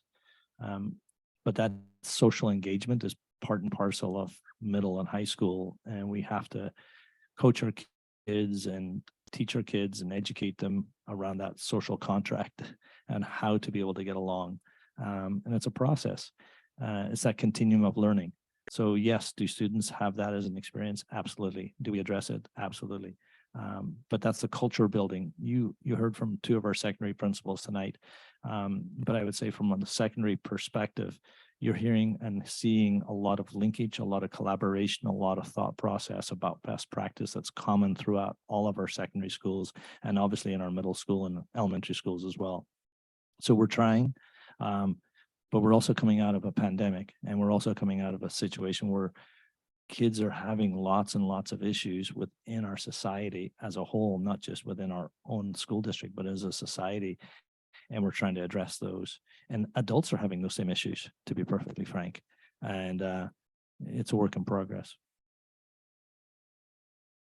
Yeah, the only thing that I would add is just that because we're coming out of this pandemic and kids haven't had a chance to be around each other, it's more socialization issues as opposed to bullying. I mean, bullying has a very definite definition.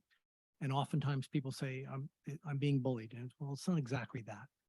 But never have we spent more time, and I would say K-12, on helping kids to socialize and get along and teaching them strategies through social emotional learning, just on how to take care of themselves and how to take care of those. And never have we spent as much time as we are now. Okay, so I'm really thankful that you guys are on top of it. It's great. When I was going through this, lottery funds were mentioned at one site. And so that made me start to think, so we set aside lottery money every year, and I know more than one site. So how is that distributed? What's the distribution? Where does it go? Mr. Pinkerton can give us some great details, but we have set aside lottery funds for textbook adoption over the years. That's been a big portion of the money we have to purchase supplemental texts, regular adoption materials, and that type of thing.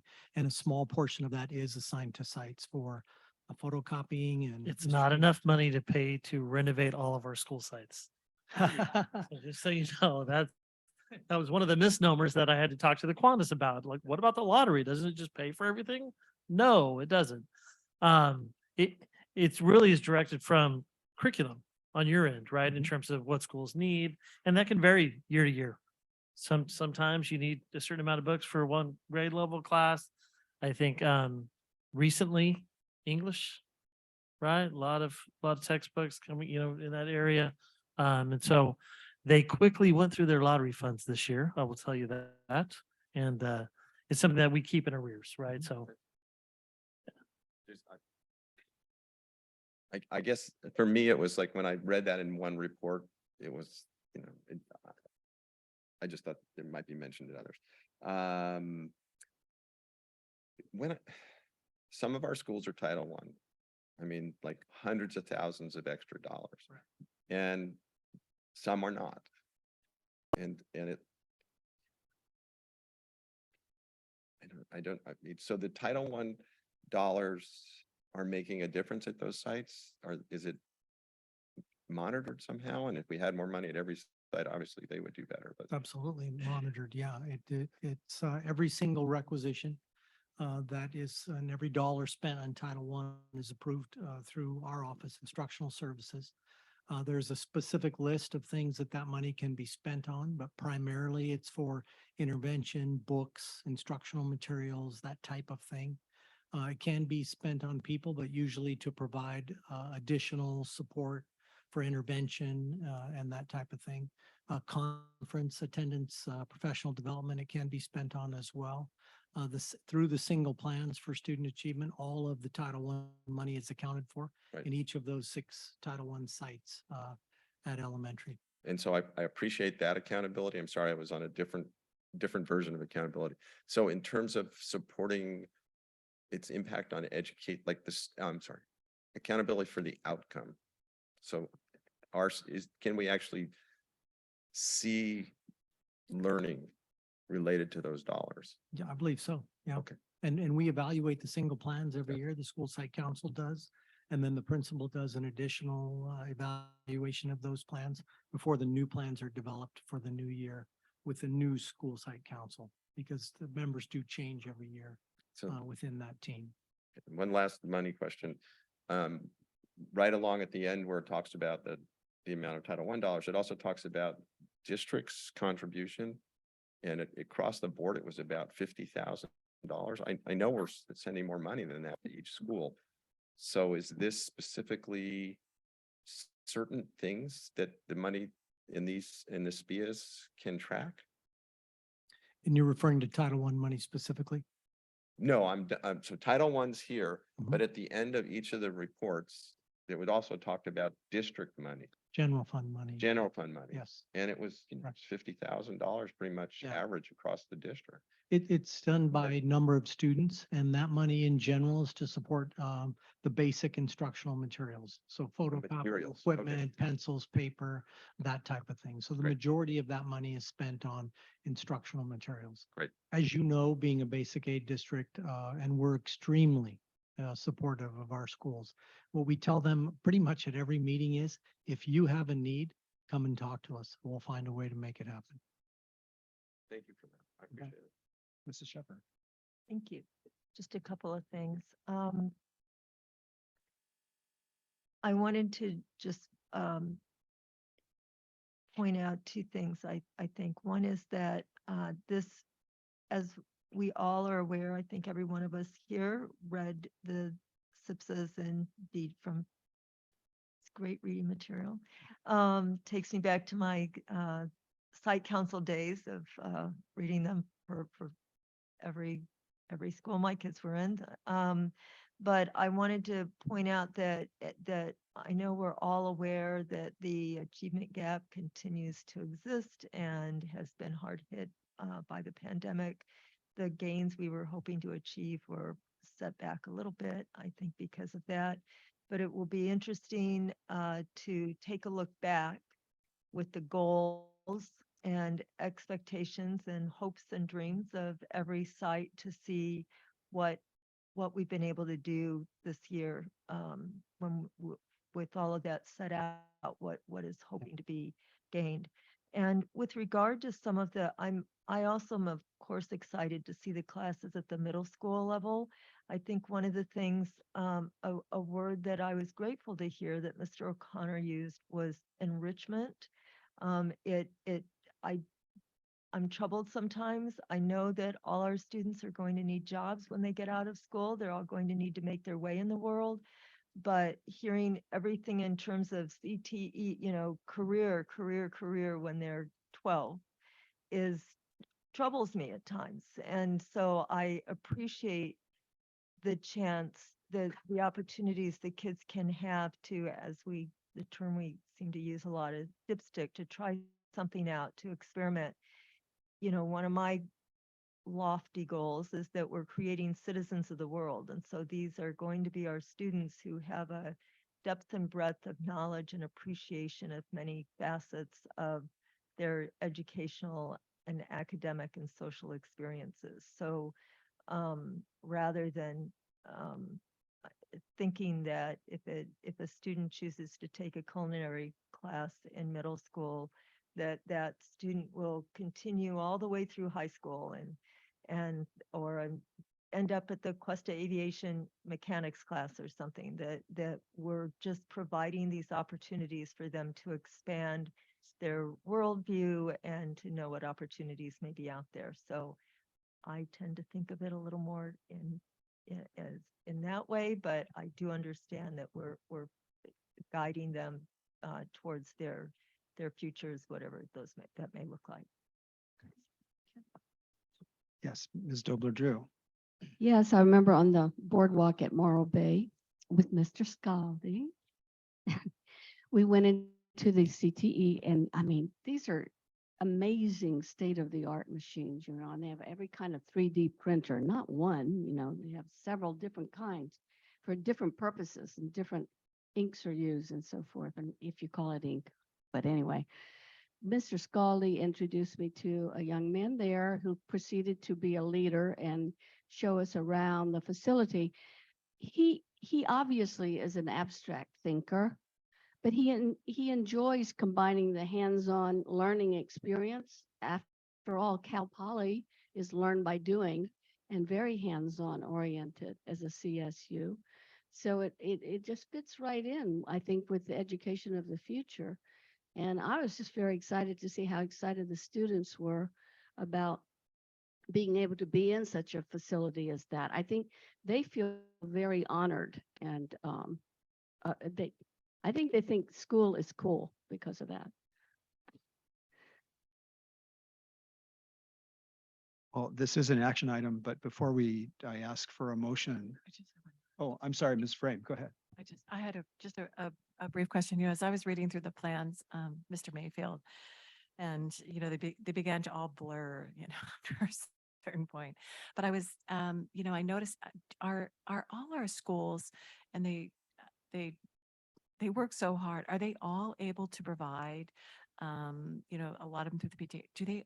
Does each elementary school have the arts being funded by, that artist in residence program? I read through many of them, and they had that, but one of those things that, Mrs. Sheffer has often spoken of is making sure all of our students have that breadth. But do they all have that opportunity to have that enrichment? They do. And I would say that the majority of schools have an artist in residence, as Mr. McMillan mentioned earlier, and a certain number of classes are provided. We could always improve that. It could always be more.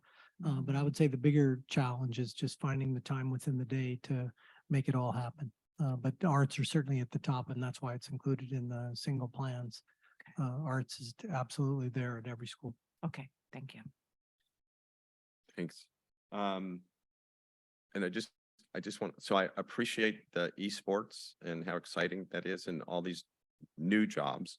But I also just want to point, there's a ton of old stuff, old school stuff. Like my son's a carpenter.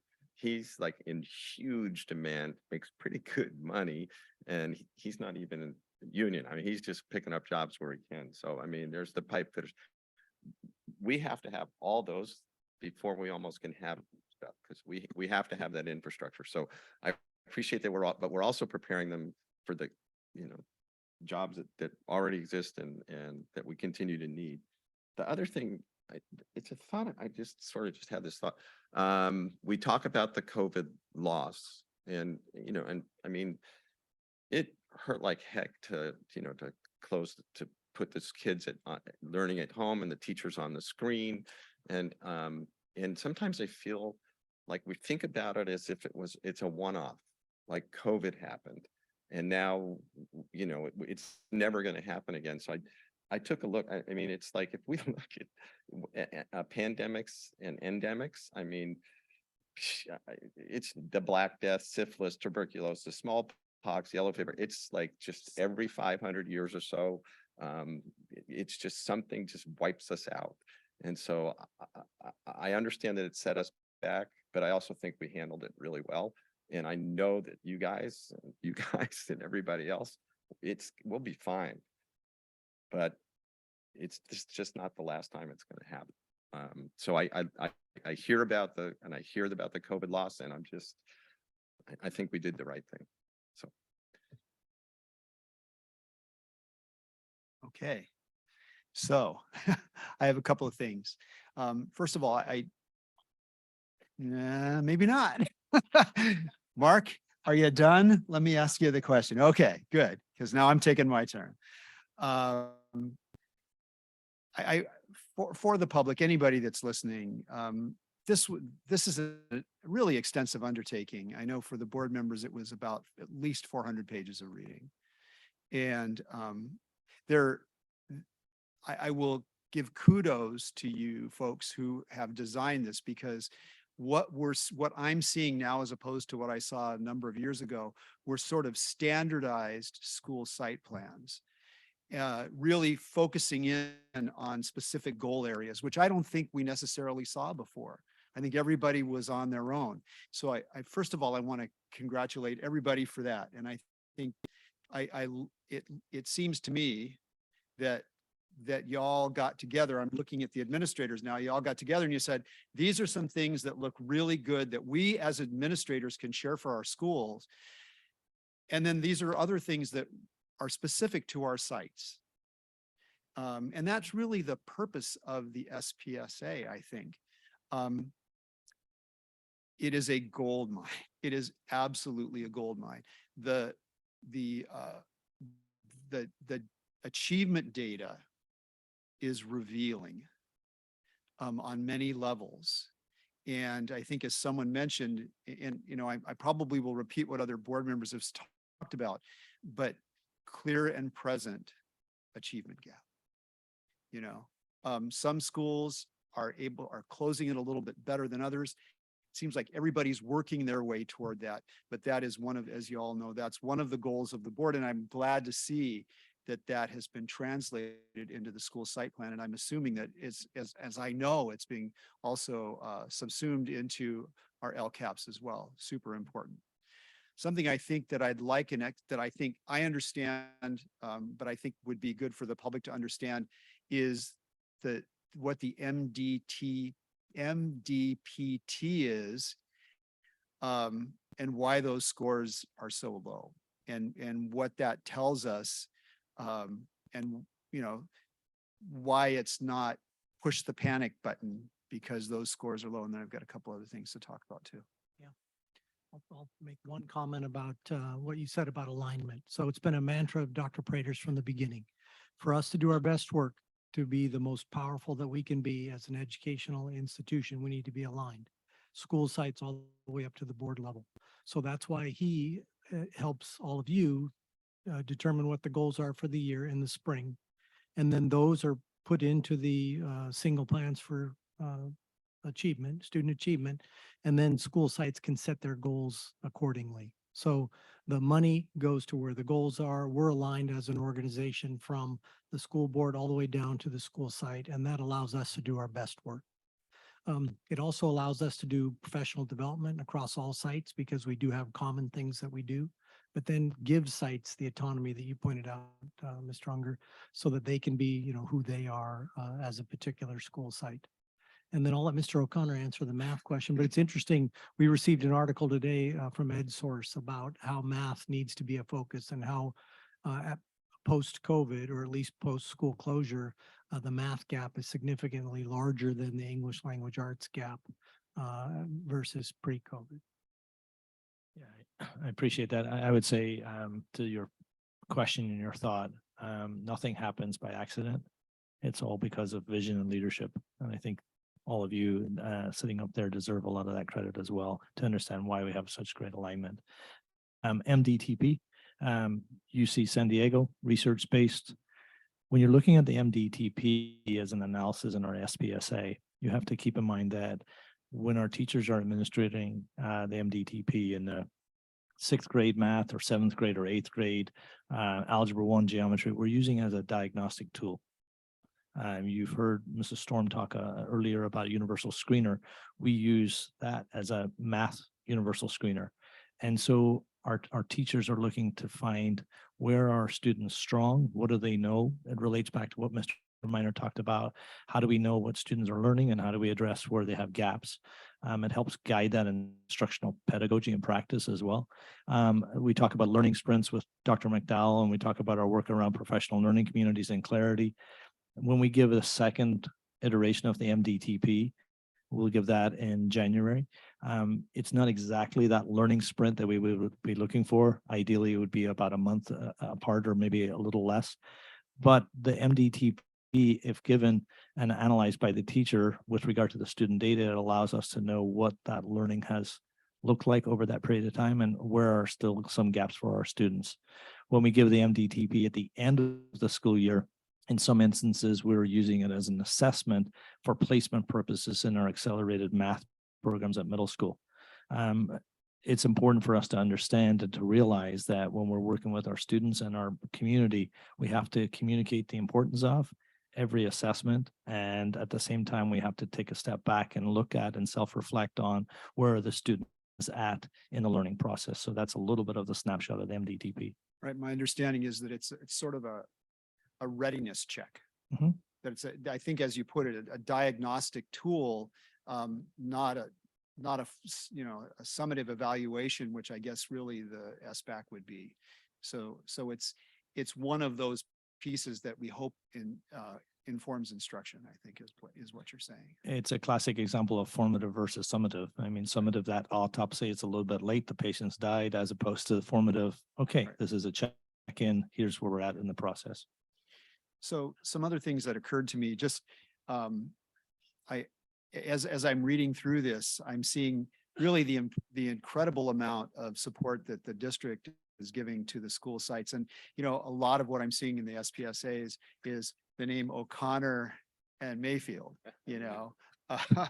some Frost, some Gould, but a lot of you guys.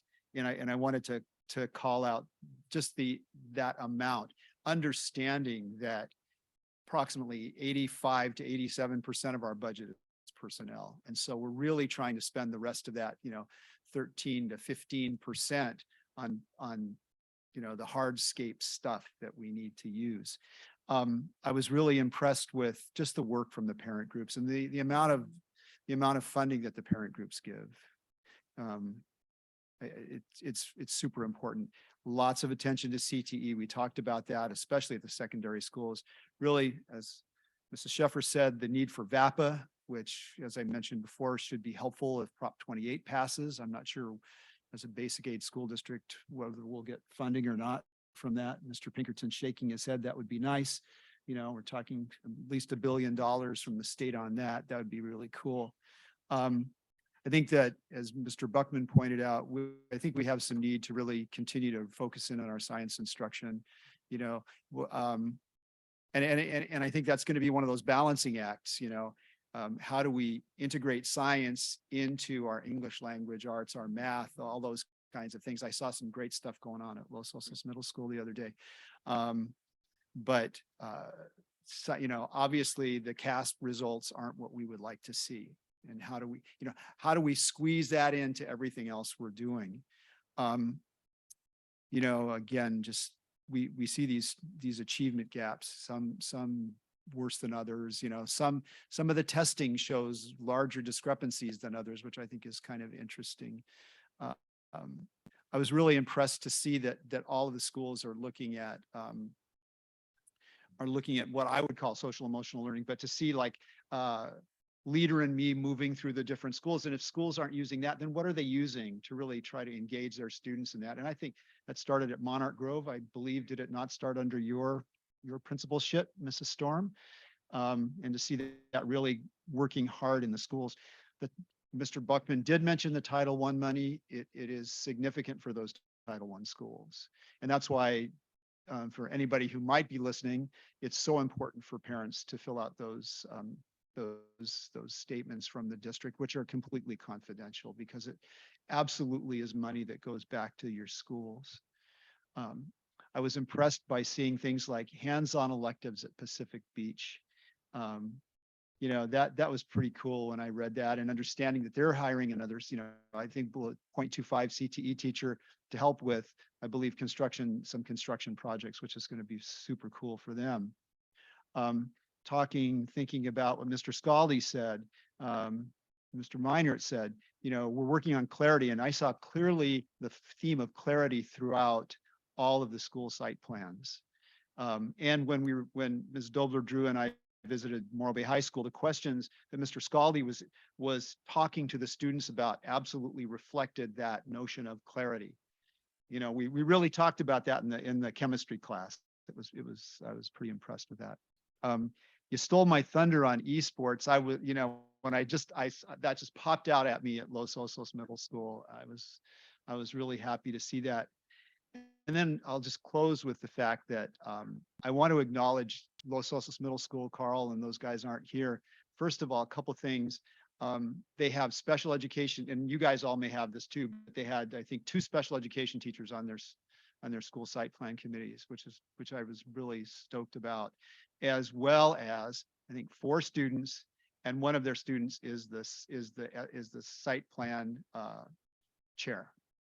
And to see that, you know, we've known that before from them, but I thought that was really a neat way of honoring students and that student voice that we're starting to hear. I did also, and Mr. Buckman also talked about this, when we look at the culture of care, I think our numbers are pretty good. You know, we're aiming at 80–90% about student engagement, safety, a little bit less, but the bullying, district-wide, it was about 60–62%, the response, something like that. Most schools were hanging out in that 57, 58, 59%. So obviously we have some work to do there. And I'm not sure, you know, that the definition of bullying versus something else, but I think that that's something that we need to work on. But I think all the schools are recognizing that as well. It's not something that we're trying to sweep under the rug. So that's it for me. With that said, would someone like to make a motion for approval of item 9.01, approval of the 2022-23 single plan for student achievement? Motion by Mr. Buckman. I'll second. Second by Mrs. Frame. Is there further discussion? Okay, seeing none, Mr. Buckman. Mr. Buckman. Yes. Mrs. Frame. Yes. Ms. Dobler-Drew. Yes, those are heroic efforts. Those are the words I wanted to get out. Heroic efforts on your part.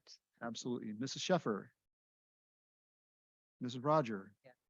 And I'm a yes. Motion carries 6-0. Let's do 9.02 and see how we do. It's been about 2 hours. Usually we like to take a little break. Oh, do we have okay.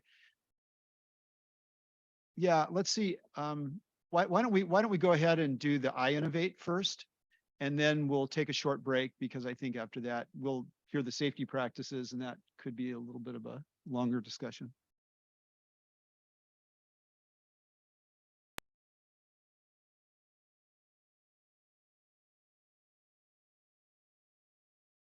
Good evening. Great to see all of you. I want to introduce some individuals to you tonight. So first of all, we have Christine Robertson, our Executive Director of the San Luis Coastal Education Foundation.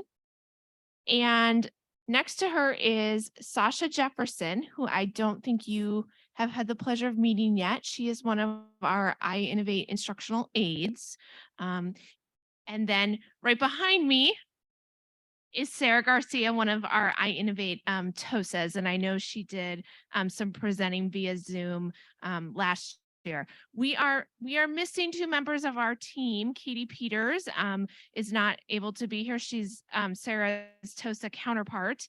And then John Torres is our other iInnovate instructional aide, and he's taking a class tonight. So we are here to talk about the great things happening with iInnovate.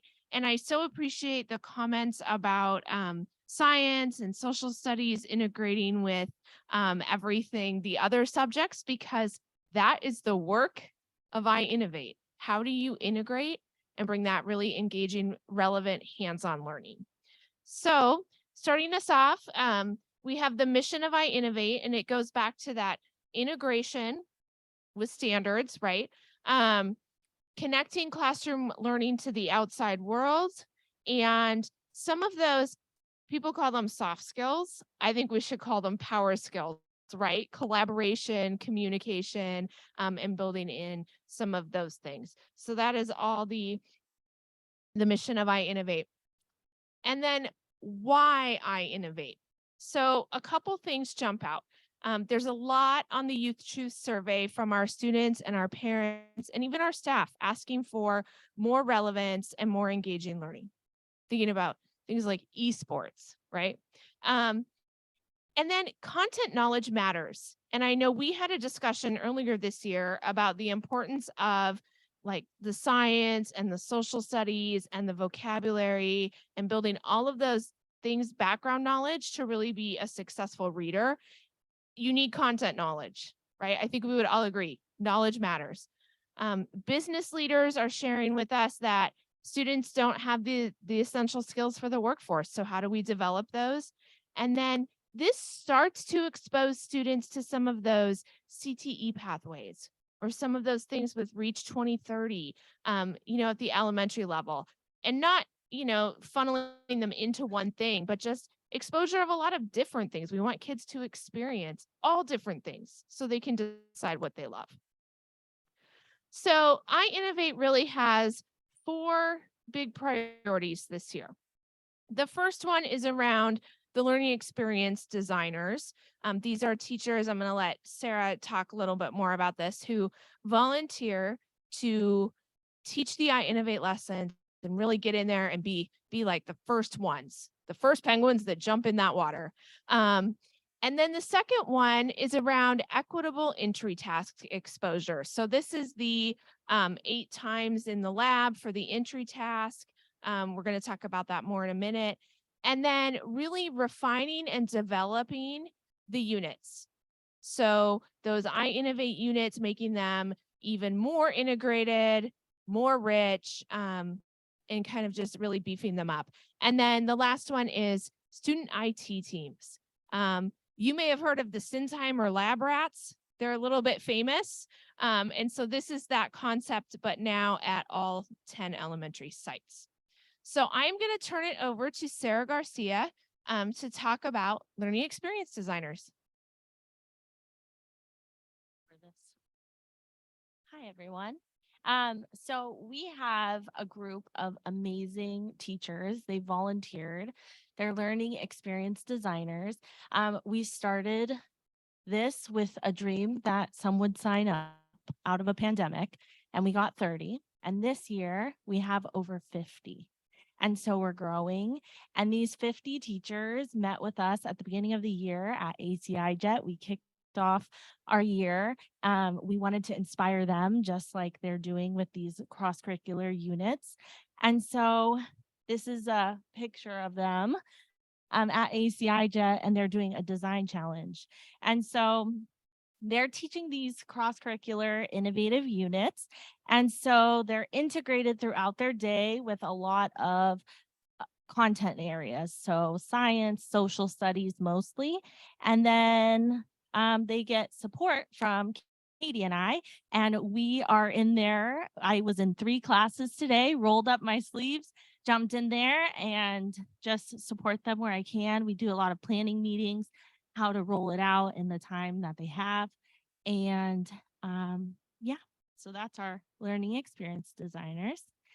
And then we have our amazing lead entry task leaders. I have Sasha behind me, and John is in the photo, who's not here tonight. But these leaders are leading 8 times this year in the lab, learning experiences for kids.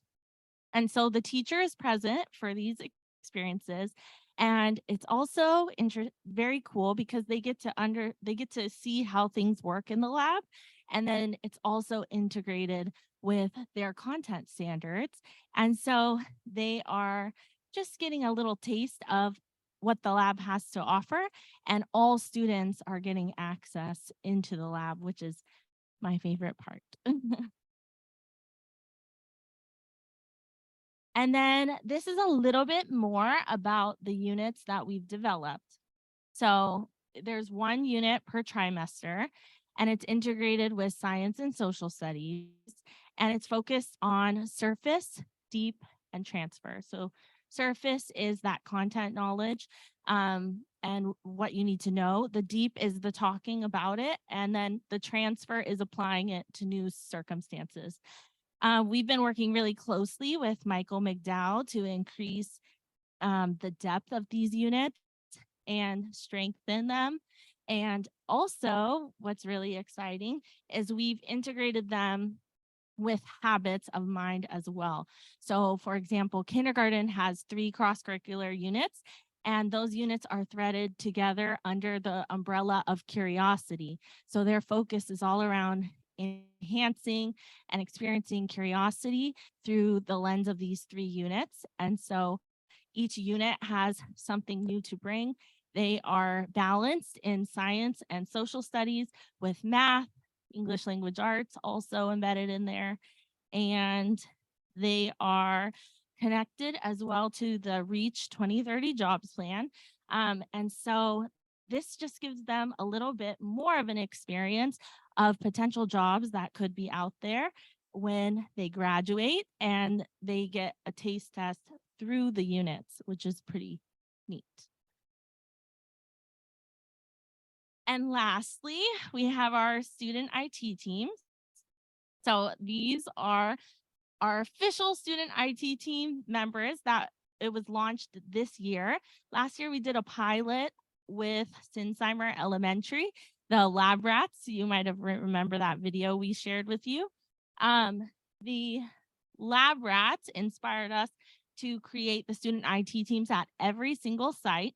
These students are 5th and 6th graders if they are in the city, and then 4th and 5th graders if they're on the coast. And so these students applied through an application sent out by their teachers, and they meet with us during lunchtime, and we train them up on things in the lab. They help to give tours of the lab to new students that might come to the school. And we are in the process of launching these. So we are about to enter session 3. So we'll be covering 3D printing. So they'll be able to support teachers and other students at the school who are interested in doing this in their classrooms. And then I'm going to hand it off to Christine. She's going to talk a little bit about our gala. Good evening. Thanks for making time for this update.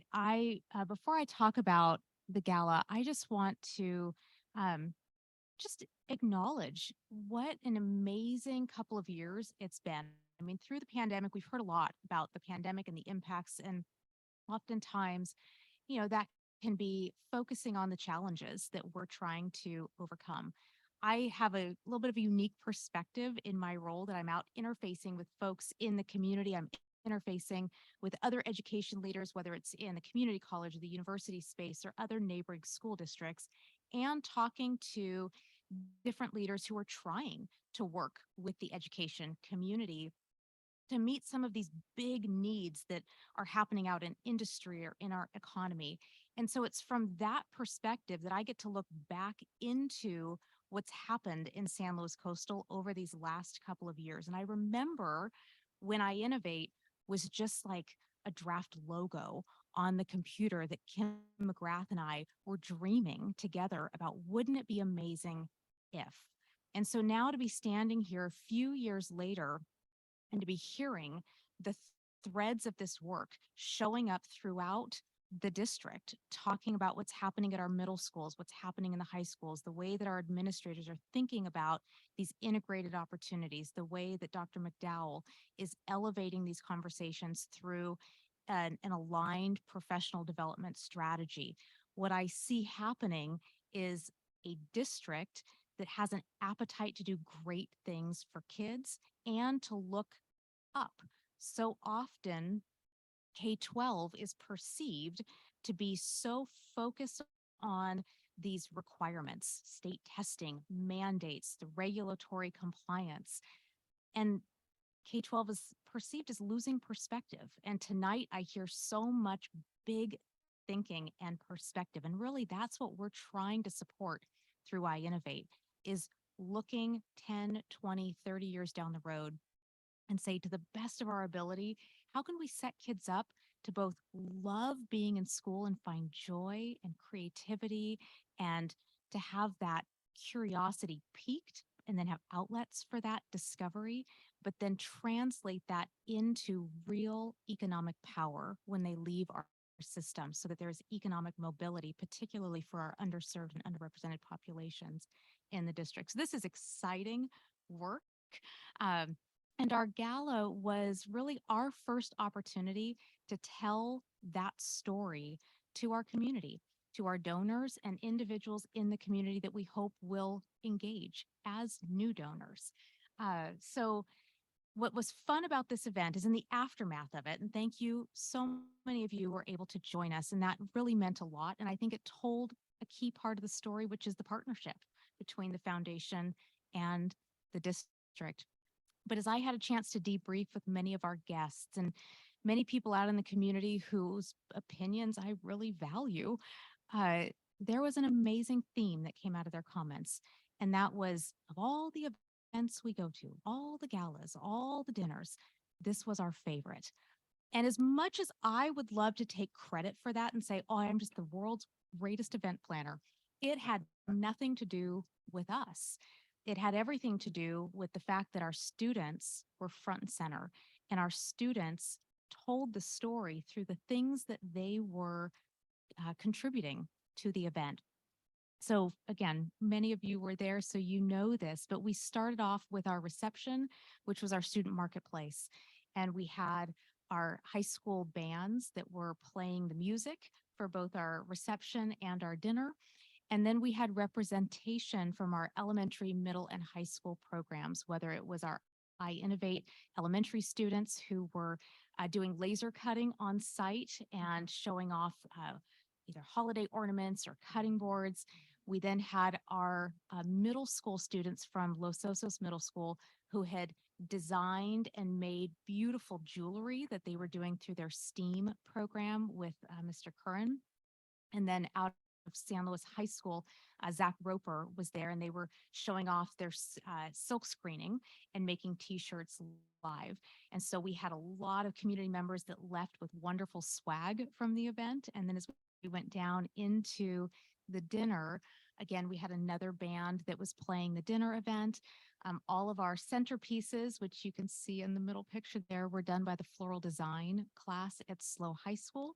And then, of course, both the reception and the dinner was catered by our students in the culinary programs and food services. And so everywhere that people looked, they were encountering the creativity and sort of master skills of our students. And we just felt so proud of the partnership and all of the talent that you are helping cultivate from kindergarten all the way through 12th grade. All right. And then this may feel like a little bit of a pivot away from iInnovate, but it is certainly related.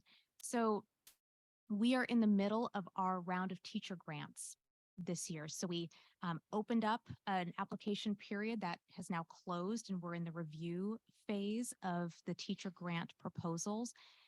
This is the place where the foundation goes to continue to learn. From these teacher grant proposals, we get incredible insight into the ideas that our teachers have, and we are shameless in stealing good ideas and looking for ways to incorporate those into the programs that we are supporting and integrating into things like iInnovate. And so, as we've done in years past, this grant cycle is done in partnership with the Teach Foundation. And so the Teach Foundation and the Education Foundation have integrated into one unified grant round, and I think that will be the model going forward. There are some discussions about a more formal merger between the two entities, and I look forward to hopefully updating you as that conversation proceeds. But for now, we are partnering. And what we're seeing as we are getting deeper into these grants is we're offering up to $1,000 for an individual teacher or up to $5,000 for a team of teachers or a department. So we've increased the amount of funding that's available to teachers. And what's been interesting is we're starting to get fewer proposals, but we're getting bigger asks. And part of what's happening there is we've been able to work incredibly closely with your district leadership and your principals who are going through those grants with us and being really proactive about identifying where teachers have asked for something that the sites can support. And so we're not seeing as many requests for, small materials and supplies because the district has been really engaged in supporting teachers in those types of asks. And so teachers are beginning to lean more toward more kind of innovative, I wish I could kinds of proposals. And so we're hoping that we're going to finalize our review and make our awards in December of this year and get dollars flowing out to teachers when they come back from the winter break.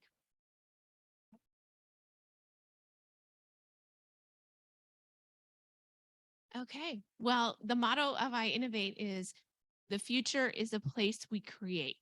So thank you for kind of hearing what we're working on this year and what the foundation has been up to. And we are here for questions.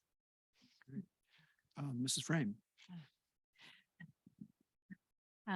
Thank you, Mrs. Storm. I really appreciate, this is always such a rah-rah kind of celebration because it's really student-centered and our students really shine in this forum. A couple of things that I had.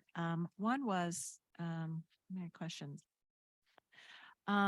As our TOSAs have been working with the teachers and directly with students, what are the trends, changes they're seeing in both how teachers approach classroom lessons and how students engage in the classroom? Are we seeing kind of a carryover from, they have the lab experience?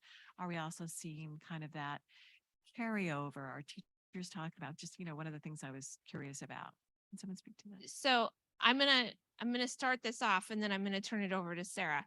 At the elementary principals meeting this morning, we were talking about the model of Sasha and John and the 8 lab experiences, and the principals were sharing that teachers are definitely more comfortable in the labs and they definitely can see how they can be using the equipment within their lessons, and it's just bringing down that anxiety.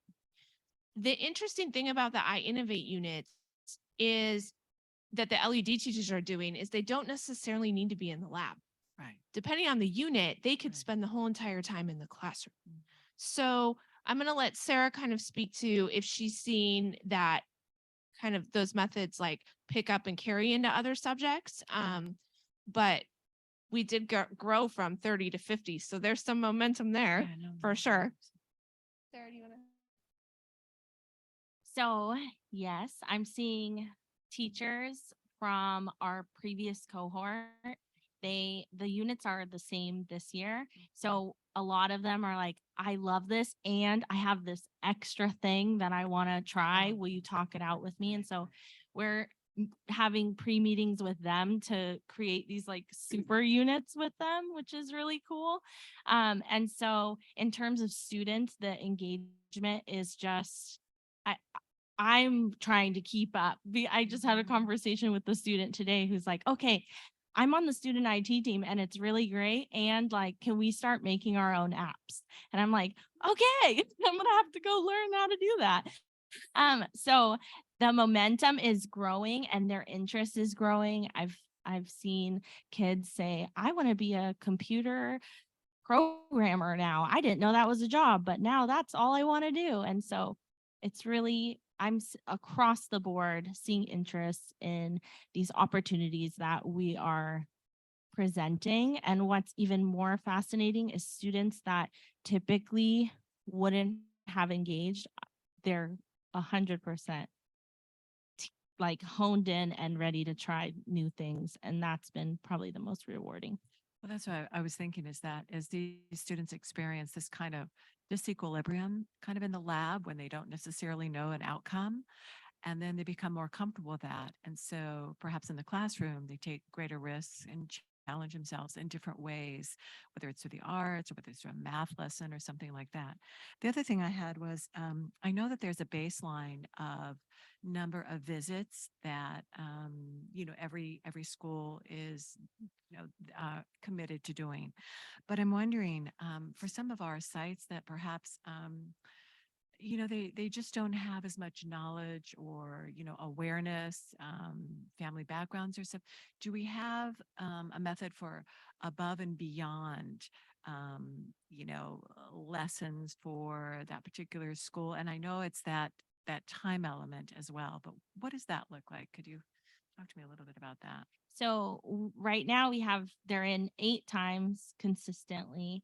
On top of that, we will come into staff meetings to work with teachers that are still hesitant. We've done that a few times. Yeah,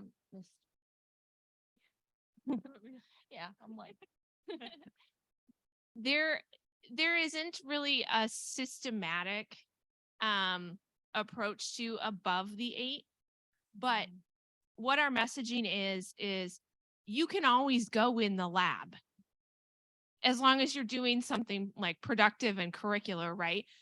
Go in the lab. You're always welcome to go in the lab. So there are teachers that are in the lab every week. And then there's some that, aren't maybe as much. And for now, that's okay because we know everyone's getting the 8 and we hope that as people get more comfortable, they decide to go in there more. I think the LED teachers probably are some of our more cutting edge that are in there more often. And then we did have a couple school sites who had created like a lab schedule last year and teachers got used to going in quite a bit and they're in a little bit more. So we're starting with the baseline of the 8, right? And then really trying to support those that show interest or have questions. Teachers are not afraid to reach out to Katie and Sarah. They know Katie and Sarah are awesome resources and will come running at the drop of a hat. And they take advantage of that for sure. Thank you. And last question I had was real quick was what are looking at the plan of implementation and expansion, what kind of revenue sources are we tapping into that that are support and sustain this, because this is such a valuable, incredible opportunity for our students. So looking, now and into the future. Yeah, so as we all know, iInnovate has been designed as an open source program, meaning we're not looking at this as an opportunity to monetize any of this work and generate an earned revenue strategy. So this is a partnership with the district where the district has committed funds and the foundation has committed funds. And it's all based on philanthropic community investment. One of the things that I am focused on right now is building ongoing relationships with local industry partners and creating multi-year funding commitments that are a little bit of a higher level. I had a meeting this morning with a major community employer, and this goes back to my opening comments. What I hear when I go out and I describe the work we're doing is complete shock, just shock from industry saying, that's amazing. We had no idea that a district in our community was doing something like that. And huge, just kudos to the district leadership for driving the implementation of this work. I mean, what we're seeing is an increased confidence in industry that this opportunity is real. They want, the meeting I had this morning with a local CEO, he had his talent acquisition team and his HR team, and he said, overwhelmingly, when we hire, one of the filters that we look at is this a local person or do they have family in the area? Because it is really hard to import talent from out of the area and have them stay here. Our most successful hires have roots in this community. What our community doesn't do is produce enough skilled talent to meet our employment needs. So we have a disconnect where there are thousands and thousands of head of household unfilled jobs in our community. and we are not aligning the talent production with the available jobs. So there's a matchmaking opportunity that K-12 can be a part of, and it is in K-12 that we get to do the truly transformational economic mobility work. And so when we bring that story to industry and we demonstrate that there's a real program being implemented with the support of district leadership and the buy-in of sites across the district, that's when I can put, 5-6 figure asks to industry leaders to help drive the sustainability of this work. And so that's the phase that we're in right now. Those types of asks at that level, candidly, were not realistic 2 years ago because the work wasn't mature enough. We didn't have enough to show to say that this is real and has the buy-in and support of our district leaders. We are now entering that phase where we can bring a compelling ask out to industry to make this sustainable. So I enjoyed at Los Ranchos, and I think Mr. Buckman was there too. We saw John Torres leading a project, building the tower with the marshmallows and the straws, etc. And I was expecting there's going to be a winner. Well, turns out they're all winners, right? So I love that everybody is enhanced. All the students are enhanced without having to feel they're in competition with one another, just with their own personal best. And it also reminds me, I have a question about it. Do you know if it derives from the Destination Imagination program that used to be a county-wide competition? My son was involved in it way back. He built robotics things, and then they would compete. It was an all-out competition with children of different age groups. And we used the binder for Destination Imagination in school. I used it in my classes for things like that, for the tower type of things. I remember Destination Imagination when I was a Lucy Amar teacher. Yeah, that's where we did it. Yep. I can't say that it derives from that specifically, but a lot of these things, right, are out there. And so Sarah and Katie have done a really great job of sourcing those and figuring out how to align them with content standards and make them really relevant and something that's doable. The entry tasks, kids are in there for 45 minutes.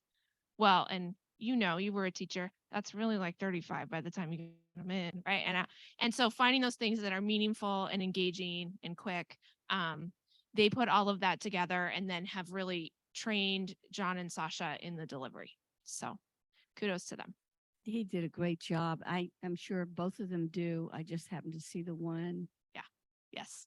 The kids adore both of them. Yeah. And so do you have you probably have reams of material, right, of lesson plans? Because I was going to say, you could use a Destination Imagination binders right in there, but you haven't. Sarah, do you need a Destination Imagination binder? I figured you did. I figured. Thank you. Okay, anyone else? Go ahead. I'm just wondering, as students use the labs, I assume that some of the materials would be considered consumables. And how are we replenishing those materials as it becomes necessary? So that is where having a strong partnership with the foundation is key. We are working towards building that into the LCAP and school sites. Sarah and Katie did a nice job of giving the school secretaries like an ordering list for their LED teachers of all the materials they were going to need for the year. And so there's been some times when sites have said, whoa, we can't. And the foundation, jumps in and helps, but we're trying to build that in as part of our kind of side of this partnership. So it's keeping those labs stocked and refreshed, because you're right. I mean, we go through materials for sure. So it would be, if we didn't have to go to the foundation, if the district were doing it, would it come out of school site funds, or would it be general fund, or how would it? So I mean, I know it's all one thing, yeah. but would they have to use their small little allocation? Next year, we are going to put it in the LCAP. Okay, got it. Thank you. Okay, Mark. Yep. Thank you very much. You brought up our trip to Los Ranchos and the marshmallows, and I listened to the instructions, and I envisioned, I've said this before, I envisioned the marshmallow having to be at the top the entire, and the students listened to the instructions and they said, oh, well, it only has to be a small piece of the marshmallow. And that's, I mean, what they learned right there was phenomenal. You can eat the rest, right? I would have. The question I have, I want to bring up that I brought up earlier is making sure that there's a proportional access. So I'm a teacher, let's say at Pacheco, and I want to go in, but I'm competing against a whole lot more, not competing. I'm having to schedule with a lot more, against a lot more other folks and kids. And so this is so amazing. And I think I've been in 2 of the labs, and I just want to just somehow ensure that every kid has as much access as possible. So maybe a comment, I don't know. So far, we have not heard like, I can't get in ever because it's too busy. And it might be, I can't get in on Tuesday at 9 o'clock when my perfect time. But so far I haven't heard a lot of issues with that. And then, having John and Sasha out in the labs, I didn't mention this, but has been really nice because we have eyes on every lab at least once a week. So now we can make sure equipment is working, they troubleshoot things, the materials are there. Last year, we would rely on teachers to be like, the 3D printer is broken. So now we're able to really kind of watch those labs and make sure that they stay in great shape, which is another piece of that kind of equitable access. Add one quick comment in response. So we are also trying to communicate to teachers to think about the lab not necessarily as a singular destination, but as a resource hub. And so there are some projects that are best completed in the lab environment, but the equipment could be checked out by a teacher and taken back to their classroom. And so if we think about it kind of like a library, where it's a place that has a host of resources and materials to support instruction that may or may not need to happen in that lab setting. So no, I feel like the marshmallow and not listening carefully because I had no idea that the teachers could do that. I really was focused on there's this physical construct and it's got it. So thank you very much. That's very exciting. This is not an action item, but is there anyone from the public that would like to also give kudos to the great job you guys are doing? Okay. Well, Laura, Christine, Sasha, Sarah, thank you so much. Christine, I love to hear, well, we've got this ask of 6 figures. Yes. So thank you all. This is really exciting stuff. Who would have thought, as you said, Christine, 5 years ago, 3 years ago, that we would be able to do this and that this would be successful and demonstrate to our local business community and our local community in general that we're really looking at what the future needs are of our kids and our community. So this is great stuff. Thank you all so much. Thank you for taking your time and sitting through the meeting. Okay. Does everybody think they could get back here by 20 till? Okay, we'll take a break until 20 till.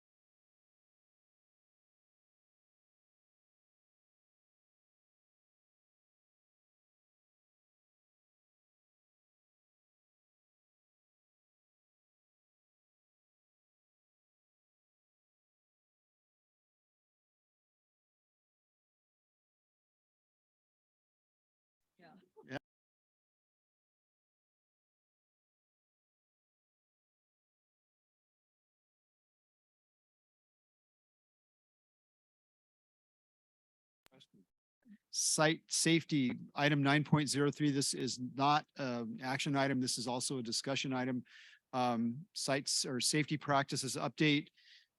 Thank you, Mr. Pinkerton, and let's go. Yes, I am presenting tonight the second update, actually. We actually had an update back in August where we talked a little bit about the pillars of safety, and kind of talked about some of the things we were seeing post Uvalde, and kind of our focus for the year. And so I'm just going to update the board on some of those things. And I wanted to highlight a couple of kind of big things that we've been working on as well. So I will start my slideshow. So the first one, again, is just a reminder for the public who's watching tonight. Is, again, the board knows we're taking safety and looking at it in a comprehensive approach, right? So looking at all aspects of safety, not just fencing or making our schools, look like prisons or those types. No, we're looking at all types of things, from mental behavioral health, feeding kids, right? Making sure that they have clothing to come to school. We are looking at the physical environment of campus. Culture, climate, we heard that a ton tonight, right? School site plans. We also have to look at it from a legal perspective, policies, board policies, and then also the big frame of operations and emergency management. So along with that, Resolute and Associates, of course, has helped us with our safety plans and done a lot of work at our school sites, which I'll outline a little bit today, but I wanted to highlight tonight the emotional health and well-being plan. And so not only do we have these disaster emergency, what to do with a fire drill and a bomb threat and all these other things that go into it, we also, again, that comprehensive looking at students' emotional stability, right, their well-being as well. And so that was one of the things that I wanted to comment about leading a safety discussion with the students at the Student Senate last week. And so it was really interesting for me to kind of I started the activity with, hey, what do you think school safety is? When you think about school safety, what does it mean to you? And so it was really interesting, and it kind of tied right back to what we had learned early on from Safe and Sound Schools, and that the Uvalde, the Parkland, these kids are still thinking about school shooters, school, those types of incidents happening. And so that came out of that conversation with kids. The other thing that came out of the conversation with kids was really just what we've heard as well, that connection with adults on the campus, as well as other students, and having people value them and feel safe and secure in being on campus. And so those are the two things. Very different. I mean, again, thinking about school shooter part, but very different than weapons on campus. They didn't talk about drugs, alcohol, vaping, throughout the day. It was really an interesting dynamic. Just kind of hearing from the kids as we went through it and discussed kind of what safety meant and the things that I shared with them, this kind of plan and the things we're working on as a school district to make their schools safe, right? So again, in this emotional health and well-being plan, I'm not going to go through every page, but just as a kind of a snapshot, right, for the board to know. And this is something that Resolute really worked on. And they have some professionals in the area of emotional health and well-being that helped them with this, some experts in putting this together. But it talks about kind of that tiered strategy. So just like we know from academics, right? You've heard the MTSS, same thing, right? So you have your whole group lessons that we do. We have individual groups that we meet with, as well as individuals, right? Some students need a lot more support, a lot more care. And so some of that happens at our school sites. Some of that is referred out into the community and just connecting kids and families as needed. Our counselors have been through this plan. Our school psychologists have been through this plan. Our student services department, Chris Dowler. So I want you to know a lot of input has been taken as we've gone through this to put it together. And again, each of these plans will be things that we look at every single year as we update them, as we kind of refine them as we move forward, right? The two things that they really hit on, and again, this plan was focused and began before COVID, right? We took the COVID break, came back, refining the plan. But Rob really hit on two things, right? And then you'll see the sections in there. acknowledge every student every day. So again, we're talking about safety, school shooters, all these other, no, acknowledge every student every day. So there's a whole section on that and how important that is for kids, right? That they feel valued, tied in. The other thing is really that another section about positive student staff connection. And that you're going to hear later on from Safe and Sound Schools, some of the kind of key findings and things that they took away from that summit. But that is something that we need to work on. Recently, school shooter, right? A student came back. They read the letter, right? I don't know if you've seen it in the kind of what the student had said, why he did this, right? And it was that social isolation, not having connection, no friends, all those things, right? That tie into kind of what leads to these horrible tragedies around the United States and around the world. So those are key points that you'll see tied into this plan. Suicide is something that is a huge threat in our country right now with kids. And so there's conversations about, how do we teach students about that? How do we recognize it? What are the things that we're doing to help students? There's a huge section on threat assessment. And that is something that we're really going to have to work on and refine. We've seen a lot of threat assessments this year, more than ever before. And a lot of that has to do with the fact that we're asking people to report things to us, tell us, let us know. And so the more you talk about subjects, the more you bring it up, the more people hopefully are willing to let us know, and you can follow up with those things. But that's definitely something that is kind of a heightened, a lot of threat assessments that we've been going through, and they take a lot of time. And so how do we do that? How do we work with site administrators to take some of that on so it's not all falls on Chris Dowler, right? And that team. So those are things we'll continue to have conversations on. And then the very end, of course, there's always that focus on what if a disaster happened? And what would we do in that, right? So again, preparing ourselves, even though there's not something in the foreseeable future, right? But if something did happen, do we have a plan where we can pull this out? Okay, these are the things we need to do. This is what we need to work on. Are we making those connections in the community? Do we have a county mental health team? So those are things that Resolute is bringing those kind of ideas to us, and then we're going to take those and connect in our own county with our own individuals around us. So a lot of great work around this plan. Again, this kind of typifies the fact of this whole looking at safety in this comprehensive way. Questions about that plan before I move to physical plan? No? So I included the fencing study that we put together. So at the very beginning of the year, the board had focused, hey, let's get let's start working on fencing at our school sites. We have comprehensive fencing at a few of our sites, but we decided, hey, let's start with our elementaries, kind of get those squared away. So we put the temporary fencing up at Del Mar. They started working on Pacheco's this week around the field area now, which is nice. We did finish, kind of expanded the block wall at the back of Monarch Grove. Although there's still areas to be done around those campuses, as you've seen from the plans, but we're going to hit the TKK area at Los Ranchos. So we have some of these prioritized sites coming through that we're working on right now. And so we were also at the same time looking at Measure C, right? So the potential of this bond measure going through, because it's not just putting up the temporary chain link fencing, but it would be nice to do kind of ornamental fencing, make our schools look nice, right? Along with providing the safety that those would have. And so this plan kind of laid that out for each of the school sites. Another day, we'll go through the plan together, look at each school site, kind of get your input. Again, this is something I wanted to share with principals, get feedback from parents, feedback from staff, right? Kind of see, but as you'll see from this, it gets pretty comprehensive. The other thing I wanted to focus on is just the sheer cost. And yes, Mr. Unger found a misprint in Monarch Grove. It's not $6 million for a fence there, missing decimal. But you can see the overall, and it was correct in the overall amount, but you're looking at about $4.5 million for fencing. So when people ask why Measure C, why do we need a bond measure? This is just one little area of something that we need to complete, right? So But what this will do is this also gives me a jump start.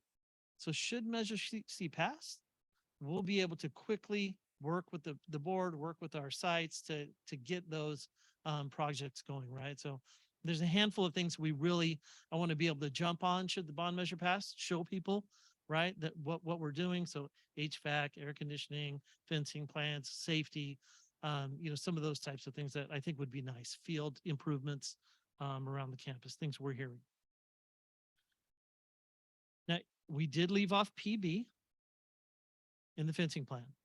So good catch from Maryland. So I did include in the board agenda, I added it today. PB right now is pretty much fenced in. They have an interior fence on the current campus. It's a little weird because they don't have a door to the open. You have to kind of come into the middle of campus to come in. But I did want you to see kind of the new potential plan for PB and the new fencing that goes along with that. So I've included that kind of site plan on the board agenda for the public as well as for the board to kind of see what that fencing plan looks like. Marilyn. Yeah, thank you for including that. What I was hoping to see was a fencing plan for PB as it currently sits, because what was included contemplates Measure C passing. And I know that at PB, they have had some problems because of where they're situated with transients and what have you at the front of their school and actually entering their school. So fencing across that frontage, at least, to totally enclose the school would be something I would hope would be contemplated if Measure C doesn't pass. Yep. Agreed. Okay. So again, that more focus on that in the future in terms of looking at those plans, looking at some ways too, you'll see some things, because even schools like a Seal Smith, right, where we've set up kind of that front fencing now, it seems like it's good, but they still have a need, the whole neighborhood, anyone can walk onto the campus, right? The other thing we're looking at doing with those plans is also, is there a way to cordon off the campus itself during the weekends? But yet we know the field areas, the blacktop areas, those are all open to the public after school, during the weekends. So there's some safety things like that that would be nice to incorporate in these plans as well. And you'll see that kind of integrated in them. I have gone over all those plans with the school site principals. And so again, we'll continue to get input and make some changes as we go. So again, kind of some big initiatives, things that we're working on. Again, Resolute is going around doing the lockdown drills, intruder drills, meeting with the site, meeting with the staff itself, doing an actual drill on campus, getting feedback. That's happening. They've been basically hitting schools like 1 or 2 a week since the beginning of the school. After that's done, once they get through all the schools, they're going to go into a reunification plan. That is no small feat. I was just going to say, I think that's one of the most important things that we can focus on. Yeah. And possibly one of the things we can control the least. Yeah. We can't control the disaster, but parents wanting to be reunified with their children in an emergency it has so much potential for so many problems, and we have to get that one right. Agreed. And so it is a focus area this year. And so they'll be going with sites and doing that to make sure they have all the equipment and all the gear that they need to kind of set up those and kind of walk through it with staff. Measure C, there's no two ways about it. Measure C is a big path towards safety. Having interlocking doors at our school sites, the fencing plan we've talked about, there's a lot that goes into potential safety, along with things like just fixing up fields so kids aren't twisting their ankles and things like that as well, right? So it's pretty broad. So we'll know next week, hopefully, where we stand on that. And if it doesn't pass, we'll be making plans to prioritize what we need to do with the board in terms of moving forward. Again, we're going to continue to implement the fencing enhancements no matter what happens. We've already started with Pacheco. It's been tough getting materials, having contractors ready to go. We've waited for Pacheco to get going finally. And so, we'll continue those through schools as we move along and prioritize that. Again, the board has increased counseling, right? So you've heard that tonight. site plans, principals, we're hearing it over and over at school sites. Again, the focus though, with our counselors too, and this has been difficult, is hey, you need to be out with the kids. You need to see, you need to walk around at lunch, break, talk to kids. You know, again, I went to Laguna the other day. I looked around at the end of the school. There's 6, 7 kids that are by themselves, not going out, not doing anything. Are we connecting with those kids? And maybe they're fine. I don't know, but talk to them, ask them, check in, right? So there's just little things that they can do by being out that you can't do in your office when you're taking care of kids, you're meeting with kids, right?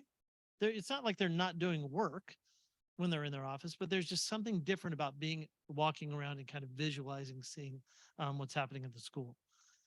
Increased communication with parents has been a huge push this year. So Dr. Prater, right? So communication plan, communication. So from teachers doing with parents, from principals on a weekly basis doing with it. And if you've seen the principals' communications, I mean, it's pretty unbelievable, honestly. I've never seen anything like what they're putting out now on a constant basis. And they are purposefully including safety.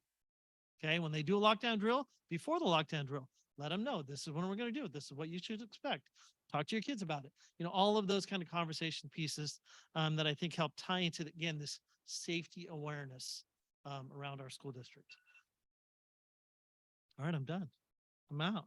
No, it's good. So fentanyl awareness. I know that we've talked about that a little bit in communication. Dr. Prater has, our school nurse is working on that, or our district nurse, I should say, is working on that with our sites and getting the training out. So that's something that's coming. I talked about threat assessments. It's an area in working with Mr. Dowler, that's something we need to continue to work on. Very, very important work though. I can't underestimate how important it is that any threat that we have, that we assess it correctly and that we get, the right people around it to know what's happening. Again, culture, climate, community, as Ms. Drew talked about, right? Parents being involved, the trainings that we're doing, those are things that we can continue to expand, right? As this board knows, you made this an initiative 12 years ago, 13 years ago. So culture of care, right? So it's not new to us as a school district, but we continue to refine it and find new ways of kind of getting that message out and sharing that with community. And then I got to move this because I can't read it. And then the last one I'll highlight is the safe sports meeting. So kudos to Dan Frost, to Leslie O'Connor, that the safe sports plan, going out to the school sites, meeting with the coaches, meeting with the parents, and just overemphasizing that process and what coaches need to do and parents need to do and kids need to do and interactions is really, really important as we move forward. And so I'm going to end on a couple of things that if I can. These were the key messages. So I'm just going to really just quick highlight those with you. So I went to the Save It Sound School Summit. It was virtual. I didn't have to go anywhere, but I watched it on my computer. And so these are some of the key messages from the 3 days. So, and what's nice about these is it just confirmed what we're doing. It confirmed what Resolute is showing us. It confirmed the pillars. It confirmed what we heard from kids last Wednesday, right? So it's just nice to get that confirmation about what's happening. So the first one, which kind of talks, a lot of the people that go to these are people that have experienced tragedy. So they've been through a school shooting situation. They're a principal, they're a district administrator, they're a parent, they're a law enforcement officer, they're a counselor, those things. So it's just good to know, right, as we prepare for anything that might happen. Everyone travels a different road. And remember that the people around you don't always have the same needs as you. It's important to respect everyone's journey forward as they process grief or loss. And this is, to me, that's a message to our teachers too. So you have to know every kid is different and what they went through in their life and so when something happens, some kids can, whatever. Other kids, it goes right to their heart, right? So as a teacher, as a principal, as an administrator, you have to see that with kids. The next one, right? Exactly what Rob Lewin said, acknowledge every student every day. We need to pour into our kids, show up every day, be intentional. about giving them help, attention, love, compassion, patience, and empathy, right? So those are just super important things that our kids feel like we care about them. That helps them want to learn. The next one, hey, threat assessment teams. So we have gone through a process with one of our former psychologists, right? Very in-depth process. And so Chris Dowler has incorporated that, and we're doing it on almost a daily basis, unfortunately, it seems like over the past month.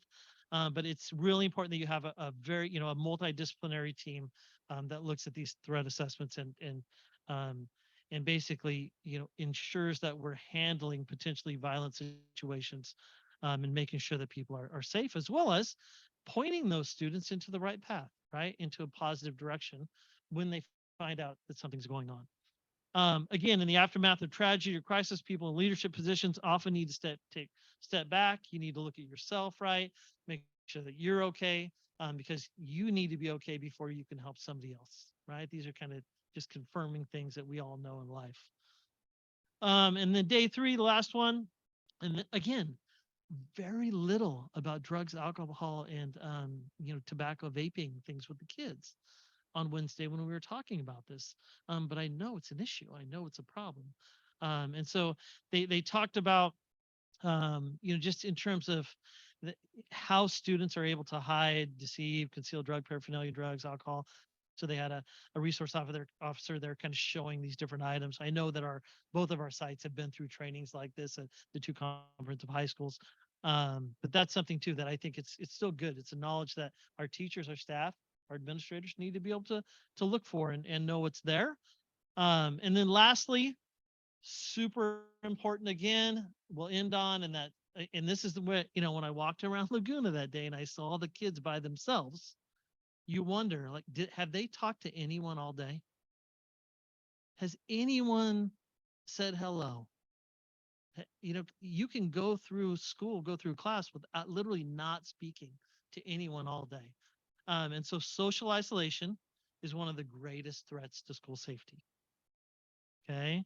So that is super, super important that we, again, remember the quality of every student's life in our district, in direct proportion to the quality of their relationships, right? So developing those good relationships with kids, focus on engagement, just all the little things, right? The elementary athletics, the band, the choir, these classes that kids are taking, the I Innovate Lab, being on the IT team, all of those things connect kids and are super, super important.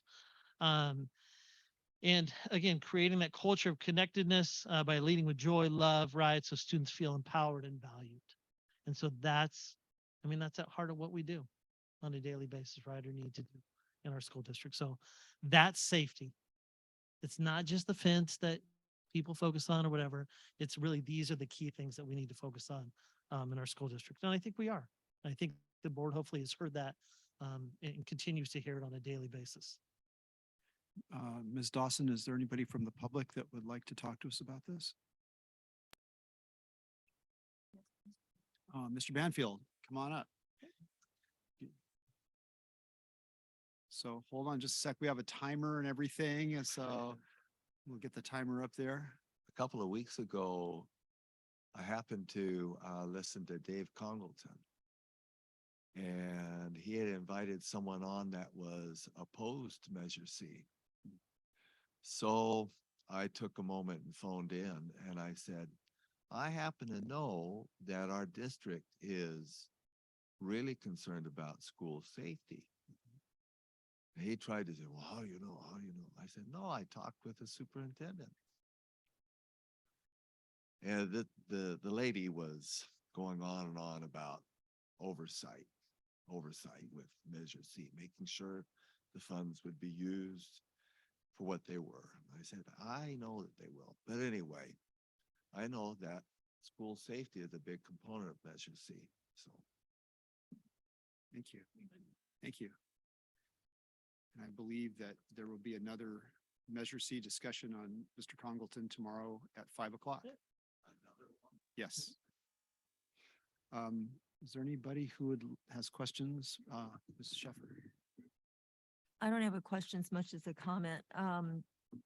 Mrs. Roger, Mr. Buckman and I were all at Student Senate the other day, and I will say that I was actually surprised when, a little, not a lot, but I'll own that I was a little surprised when we talked about when safety was raised.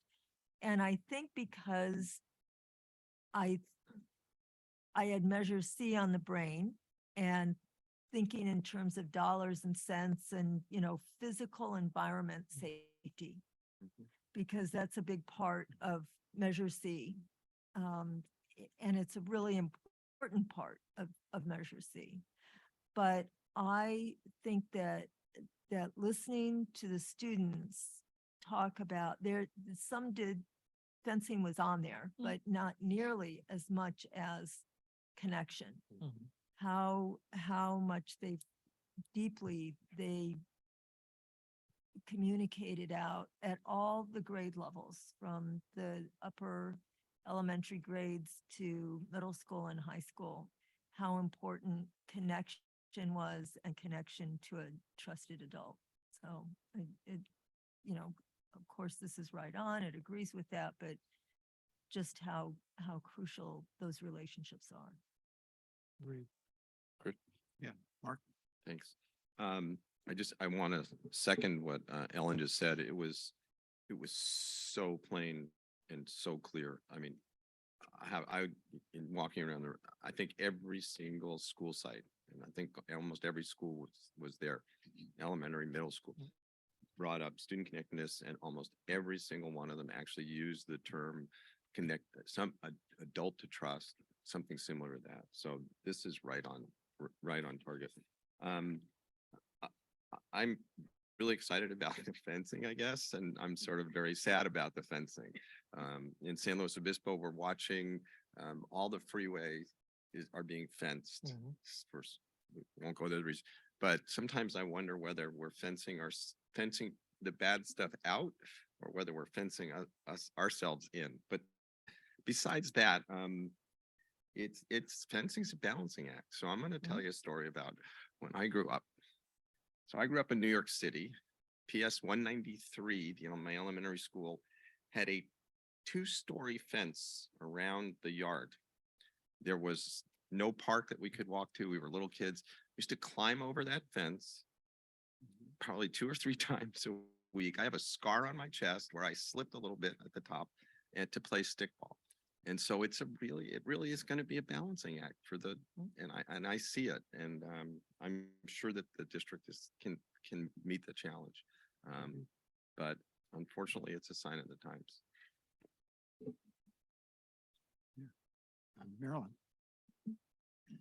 Thanks, Mr. Pinkerton. I'm wondering, if Measure C passes, does the fencing require DSA approvals, or are the materials specified by DSA, and will we be able to hit the ground running? It depends on the project, I would say, in the school site, right? So again, accessibility, ADA accessibility is a big part of it. So there's certain areas, easy, replacing the current chain link fence from a 3 feet to a 6 feet at Pacheco. Yeah, go, right? The backside of Pacheco, that hill where the buses park, I mean, that all needs to be completely remodeled, redone. That's going to have to go through DSA to be able to do that portion of the work. Now, are we going to put a temporary fence between the classrooms for now? Yes. But like that work needs to be tied in. So at Del Mar, for instance, right now we have some temporary fencing that goes around, but you'll notice there's a few classrooms where have doors to the outside.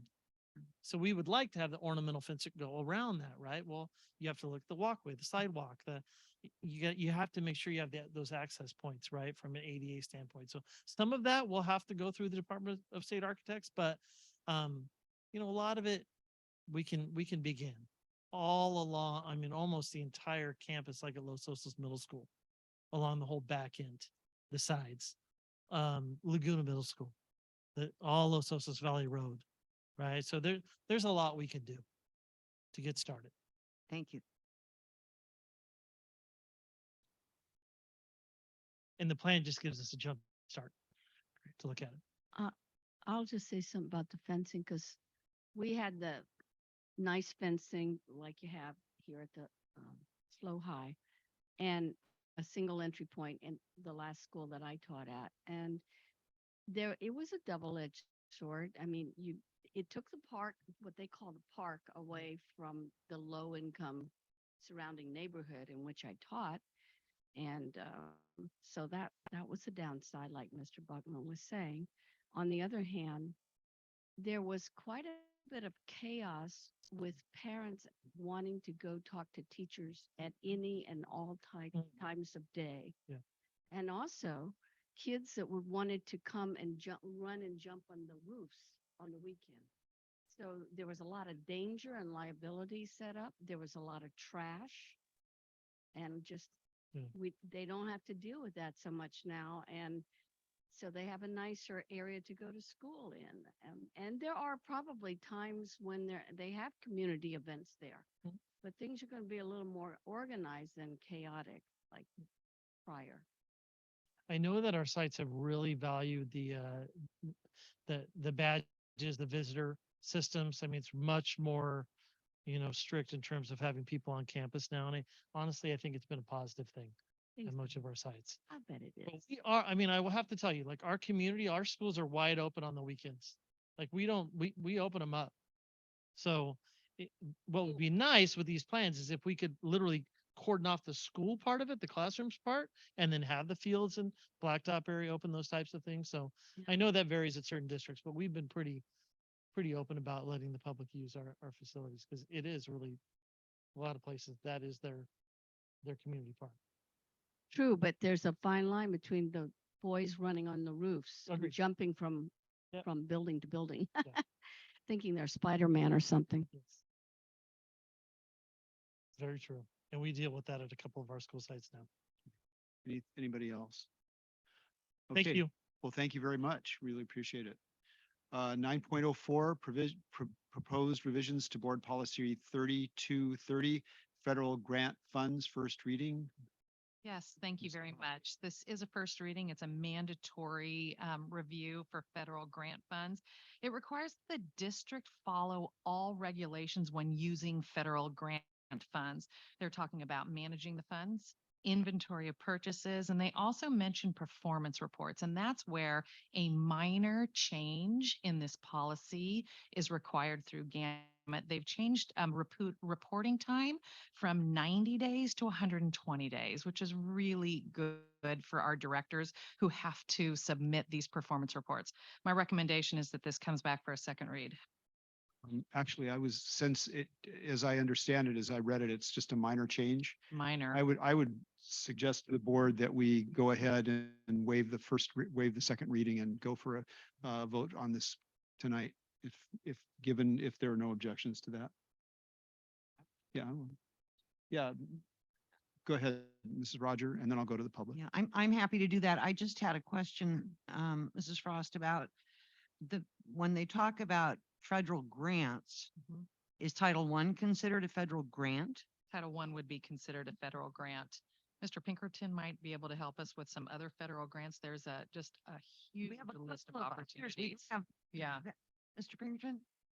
There's not a lot of federal grants to that sort. I mean, we received the COVID funds recently, right? Title I would be an example.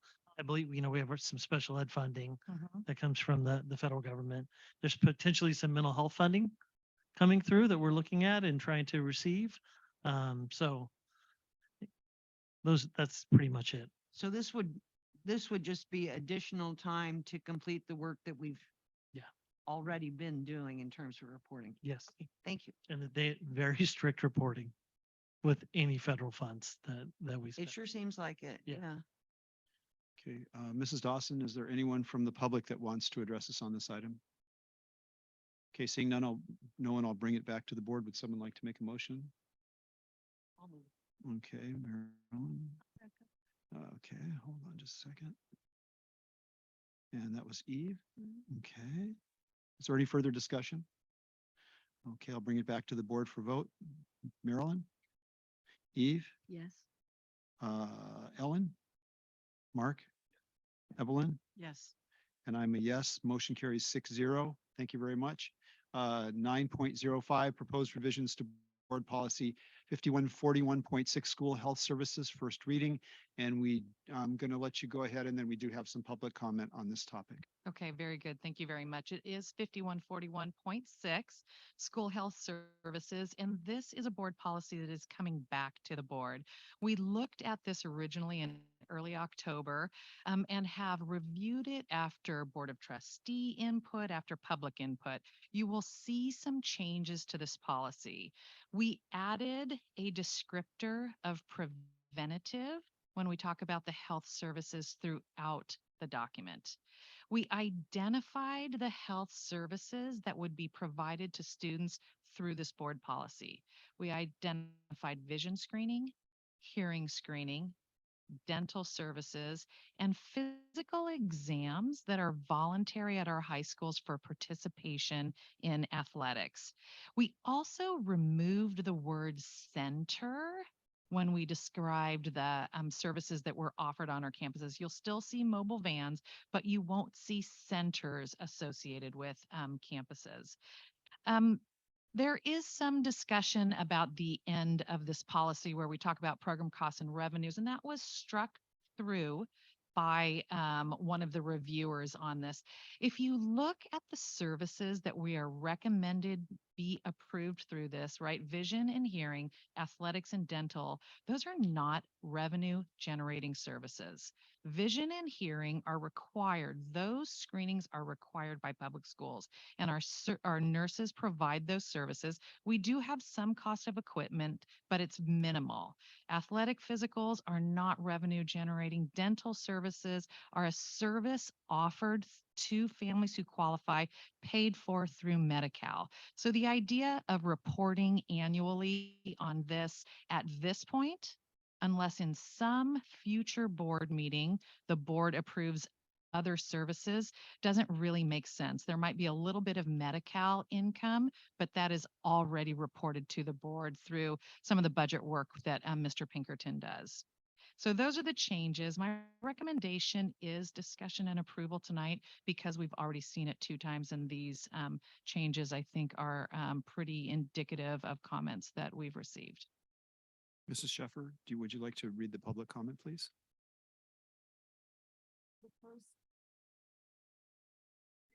The first correspondence is from Nicole Dorfman. Dear Dr. Prater and the SLCUSD Board of Trustees, I am writing to thank you for taking my concerns to heart in your revised school health services proposal. The added requirement for parental consent for all services guarantees that the district and parents will be working in cooperation with full transparency in the best interests of students. I also appreciate that you have included a finite list of 4 non-controversial services.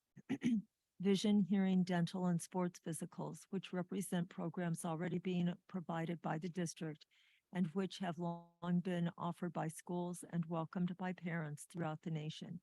My only remaining question is related to the program evaluation. Can you please explain why you are choosing not to evaluate program costs and revenues? This matter was brought up in the last 2 meetings, but as far as I am aware, there has been no public response. Thank you for addressing the issue in your board discussion tonight. The next correspondence is from Jeanette Stocking. Thank you for hearing my concerns regarding the previous student health services proposal. You voted it down and went back to the drawing board and added some much needed clarity. The specific services to be included are dental, hearing, vision, and sports physicals. These are all currently provided by the district and I'm sure will continue to be appreciated by families. Thank you for adding the requirement that all services must have written parent guardian consent prior to providing the service to the child. This is the only way as a mother that I would stand behind any type of health services available to my child. As parents, we must be the main decision makers for the health and welfare of our children. It's our job. I appreciate you removing the words through the establishment of a school health center from paragraph 1, sentence 2 of the proposal. A health center brings to my mind a fixed building that the kids would walk by as they're headed into school. The mobile and/or temporary health services verbiage supports the proposal much better for the listed services provided. In both readings of the first proposal, I asked specifically about funding and raised concerns about the reporting of program costs and revenues being crossed out. In the program evaluation section, it states, in order to continuously improve preventative school health services, the board shall annually evaluate the effectiveness of such services and the extent to which they continue to meet student needs as needed. It goes on to cover rates of participation, school climate, program accessibility, linguistically and culturally diverse students, etc. What it does not discuss is the financial viability of the program. There is a lack of transparency here, and that is concerning. I want to thank you again for revamping the proposal for student health services with more clarity and attention to the parents' role and rights in our children's health care. Adding in the financial accountability aspect would make it complete. Mrs. Dawson, is there anyone who would like to address us via Zoom? Okay, I'll bring it back to the board. Eve? I want to thank you too. Did a great revise there and really addressed the concerns that I had brought forth amazingly well. So yeah, it's wonderful when we all feel heard and seen and understood. That's what we want for our kids too. And I wanted to also bring up the point about the financials. And can you speak to that, Ms. Frost? Yeah, I can give you a couple of thoughts about that. Vision and hearing are required. We don't bring in an outside service to do that. Our own nurses will do the vision and hearing screening every now and again over time, or we might have to bring in a trained nurse to help out if we have a lot of students. But it's not by design a revenue generating opportunity. It's a service we provide to our students with permission of their parents. Athletics, physical, we have volunteer physicians come in and the children with their parents come voluntarily. The district does not pay anything for the service, nor do we generate any income. And it's the same thing with the dental services. The one thing that we may generate some money is through Medi-Cal with some of these, although it's minor, if at all, and those are already reported to the board through financial and budget reports that Mr. Pinkerton offers. Great. Yes. Thank you very much. Anybody else from the board? Eve, would you like to make the motion? Yes, I'll make the motion to approve the board policy 5141.6 as revised tonight. Somebody like to second that? Evelyn? Any further discussion? Okay, Eve, Yes. Evelyn, Mark, Ellen, Marilyn, and I'm a yes, motion carries 6-0. We'll move on to the action consent agenda. Please let me know if you'd like something pulled. 10.01, approval of certificated and personnel items. 10.02, acceptance of donations. 10.03, approval of field study trip requests. 10.04, approval of furniture and equipment request. 10.05, approval of new position senior secretary clerk. 10.06, approval of purchase orders and CalCard purchases. 10.07, approval of warrants and payroll. 10.08, proposed revision to board policy 0100, philosophy, second reading.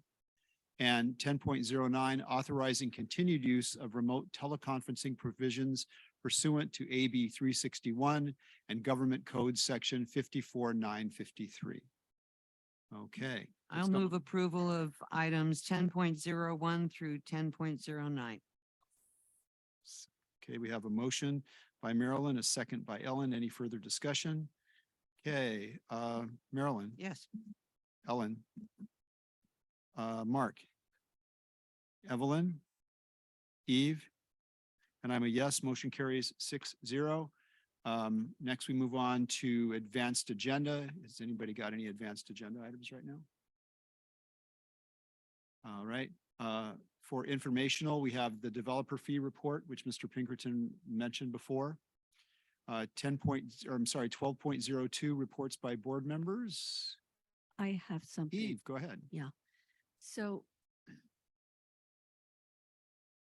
What I'm about to give a synopsis of ties in with the points of bullying and parental inclusion and the culture of care, positive staff connections, having adults at school that kids relate to, at least one adult at school. I attended a session of the 4-part professional development now in staff meetings at San Luis at and Morro Bay High Schools. The title is Sexual Orientation, Gender Identity, and Expression, SOGIE. I believe I am the only board member to have attended one so far, but correct me if I'm wrong. The essence of this training as part of the new culture of care, LCAP focus, should be made available for all district stakeholders, including especially parents and families. And I brought this up earlier when we're talking about the special school, the SIPSA. But I'm just re-emphasizing it now because it's important for the parents to know the substance matter, possibly by receiving the handout materials through Parent Square. We received handout materials. One of them was the laws that back the training, so that they know that they're state mandated, they're not board mandated, and they'll know where the authority comes from. That's one reason to include parents. The other reason is that some of the laws exclude parents. But anyway, I will keep going here. So the parents, some of them are in-school volunteers who need this knowledge of the new laws that support the training. The presenters, Saren Ruggles and Stacy Hutton from the Gay and Lesbian Alliance, GALA, cited data points from the 2019 California Healthy Kids Survey given to grades 7, 9, and 11. The evidence shows that lesbian, gay, bisexual, and trans students are significantly more likely to miss school for not feeling safe, to be more suicidal, to suffer fear of bullying, and being beaten up to a much greater extent than their peers. In these areas, the survey shows SLO County to be 10% worse than California averages. So we are urged by the presenters to do better. But what has improved, and that's where our culture of care comes in, is there's at least one caring adult at school, according to how these children responded on the survey, who makes the student feel welcome and safe. And those numbers have gone up. So there's a good positive, and that's kudos to our district.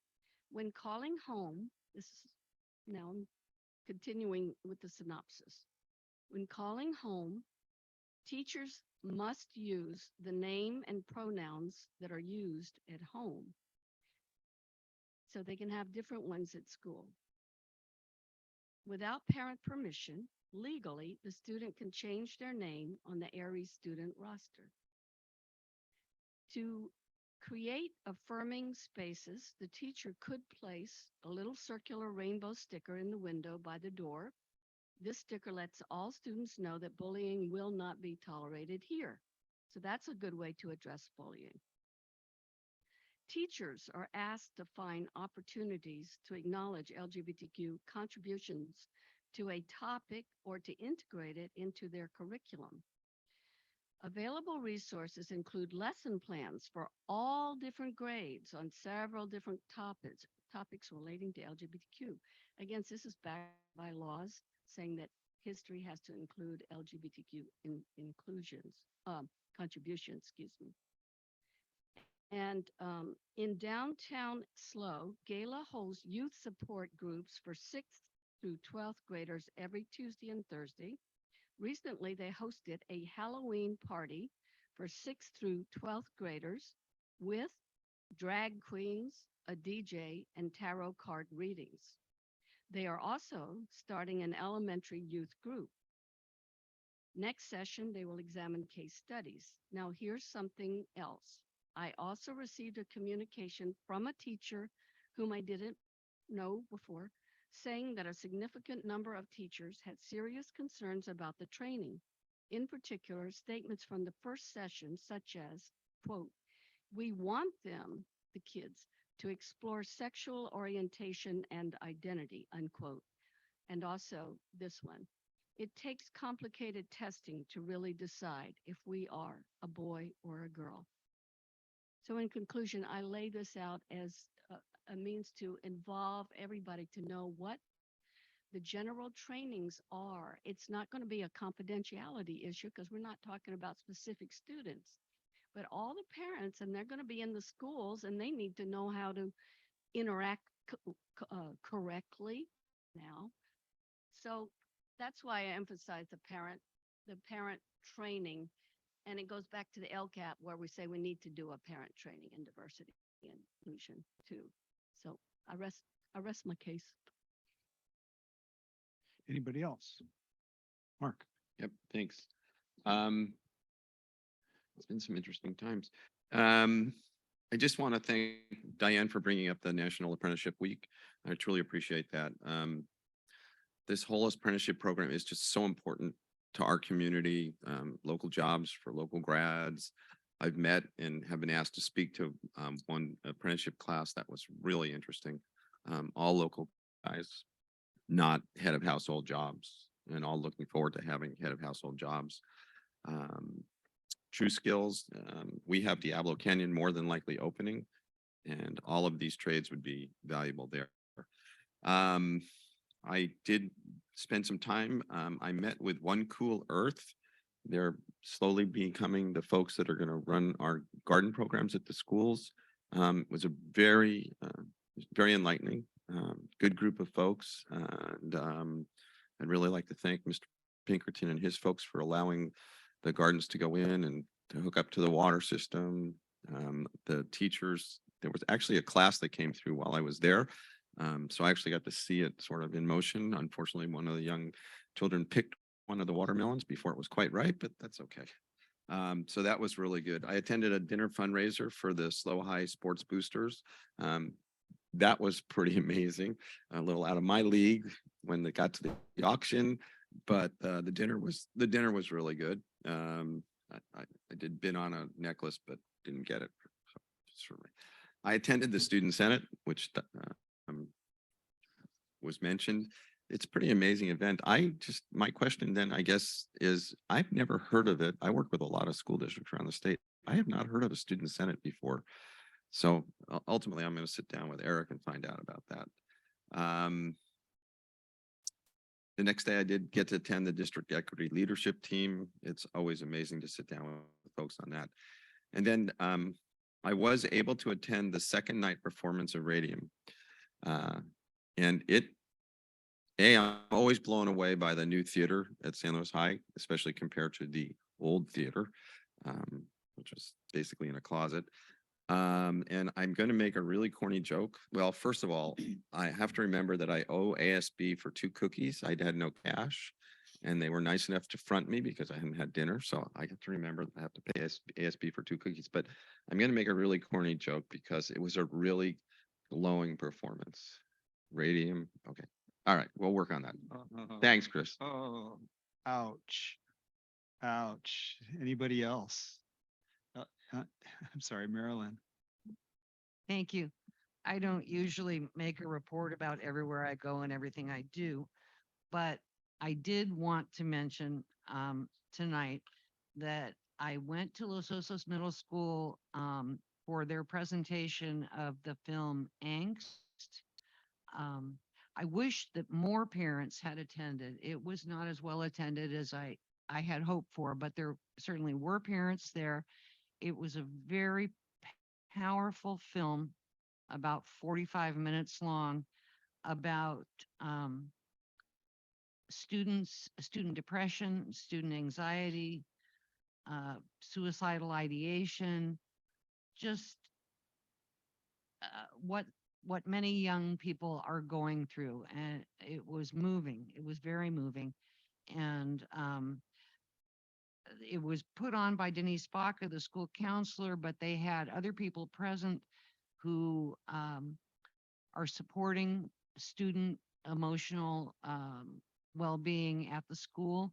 I think that they have, my gosh, they have a full-time counselor, a part-time counselor, they have someone who does one-on-one with students that is not full-time, but is there, I think, 2 days a week.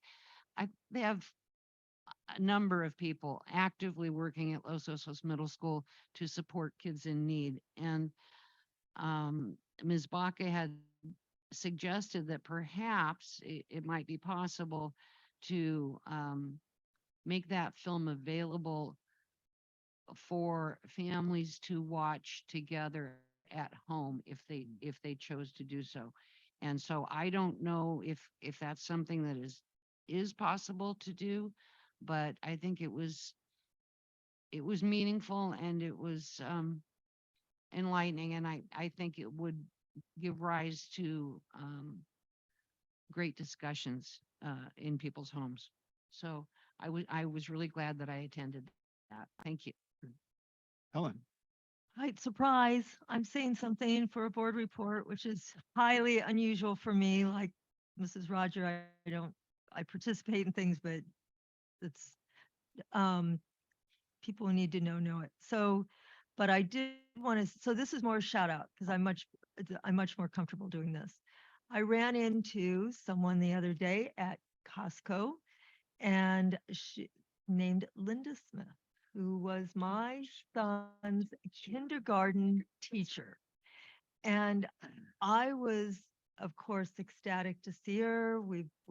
Our paths have crossed occasionally over the years, but the reason I bring this up is out of gratitude to our retired teachers, because she is now volunteering at Bishop's Peak in 2 classrooms. And I just think it's so wonderful that to see our teachers who gave their entire career to spending it with our children continuing to do so in their retirement. And I am in such awe and so grateful for she is not the only, she's just someone she prompted, seeing her prompted me to make this report tonight after chatting with her. And when I left, I thought I'm going to talk about how grateful I am to our retired teachers as my board report tonight. So there you have it. But thank you, Linda Smith, and all those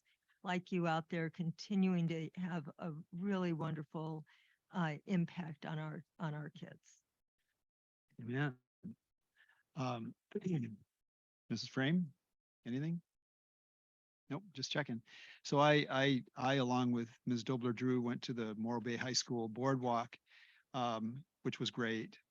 You've heard a little bit about that. And then I did a site visit to Loams last Friday and was greeted by Mr. Bloom, who was dressed as Uncle Fester from the Addams Family. He and his office staff were the Addams Family. It was pretty hilarious.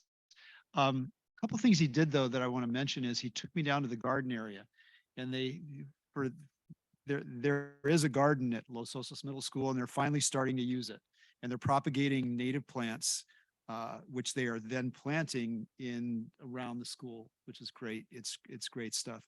Kind of thinking about what you were saying too, one of the other things that Los Osos Middle School is doing is, I know our elementary schools talk a little bit about that check-in, check-out. There is a room that's being used at Los Osos Middle School for students who sometimes have a little bit of extra need for some support, maybe a calming place, a quieter place to go. And they've really started using that. And I think that they're seeing some good results from that too at that school. I was able to visit Mr. Taylor's class.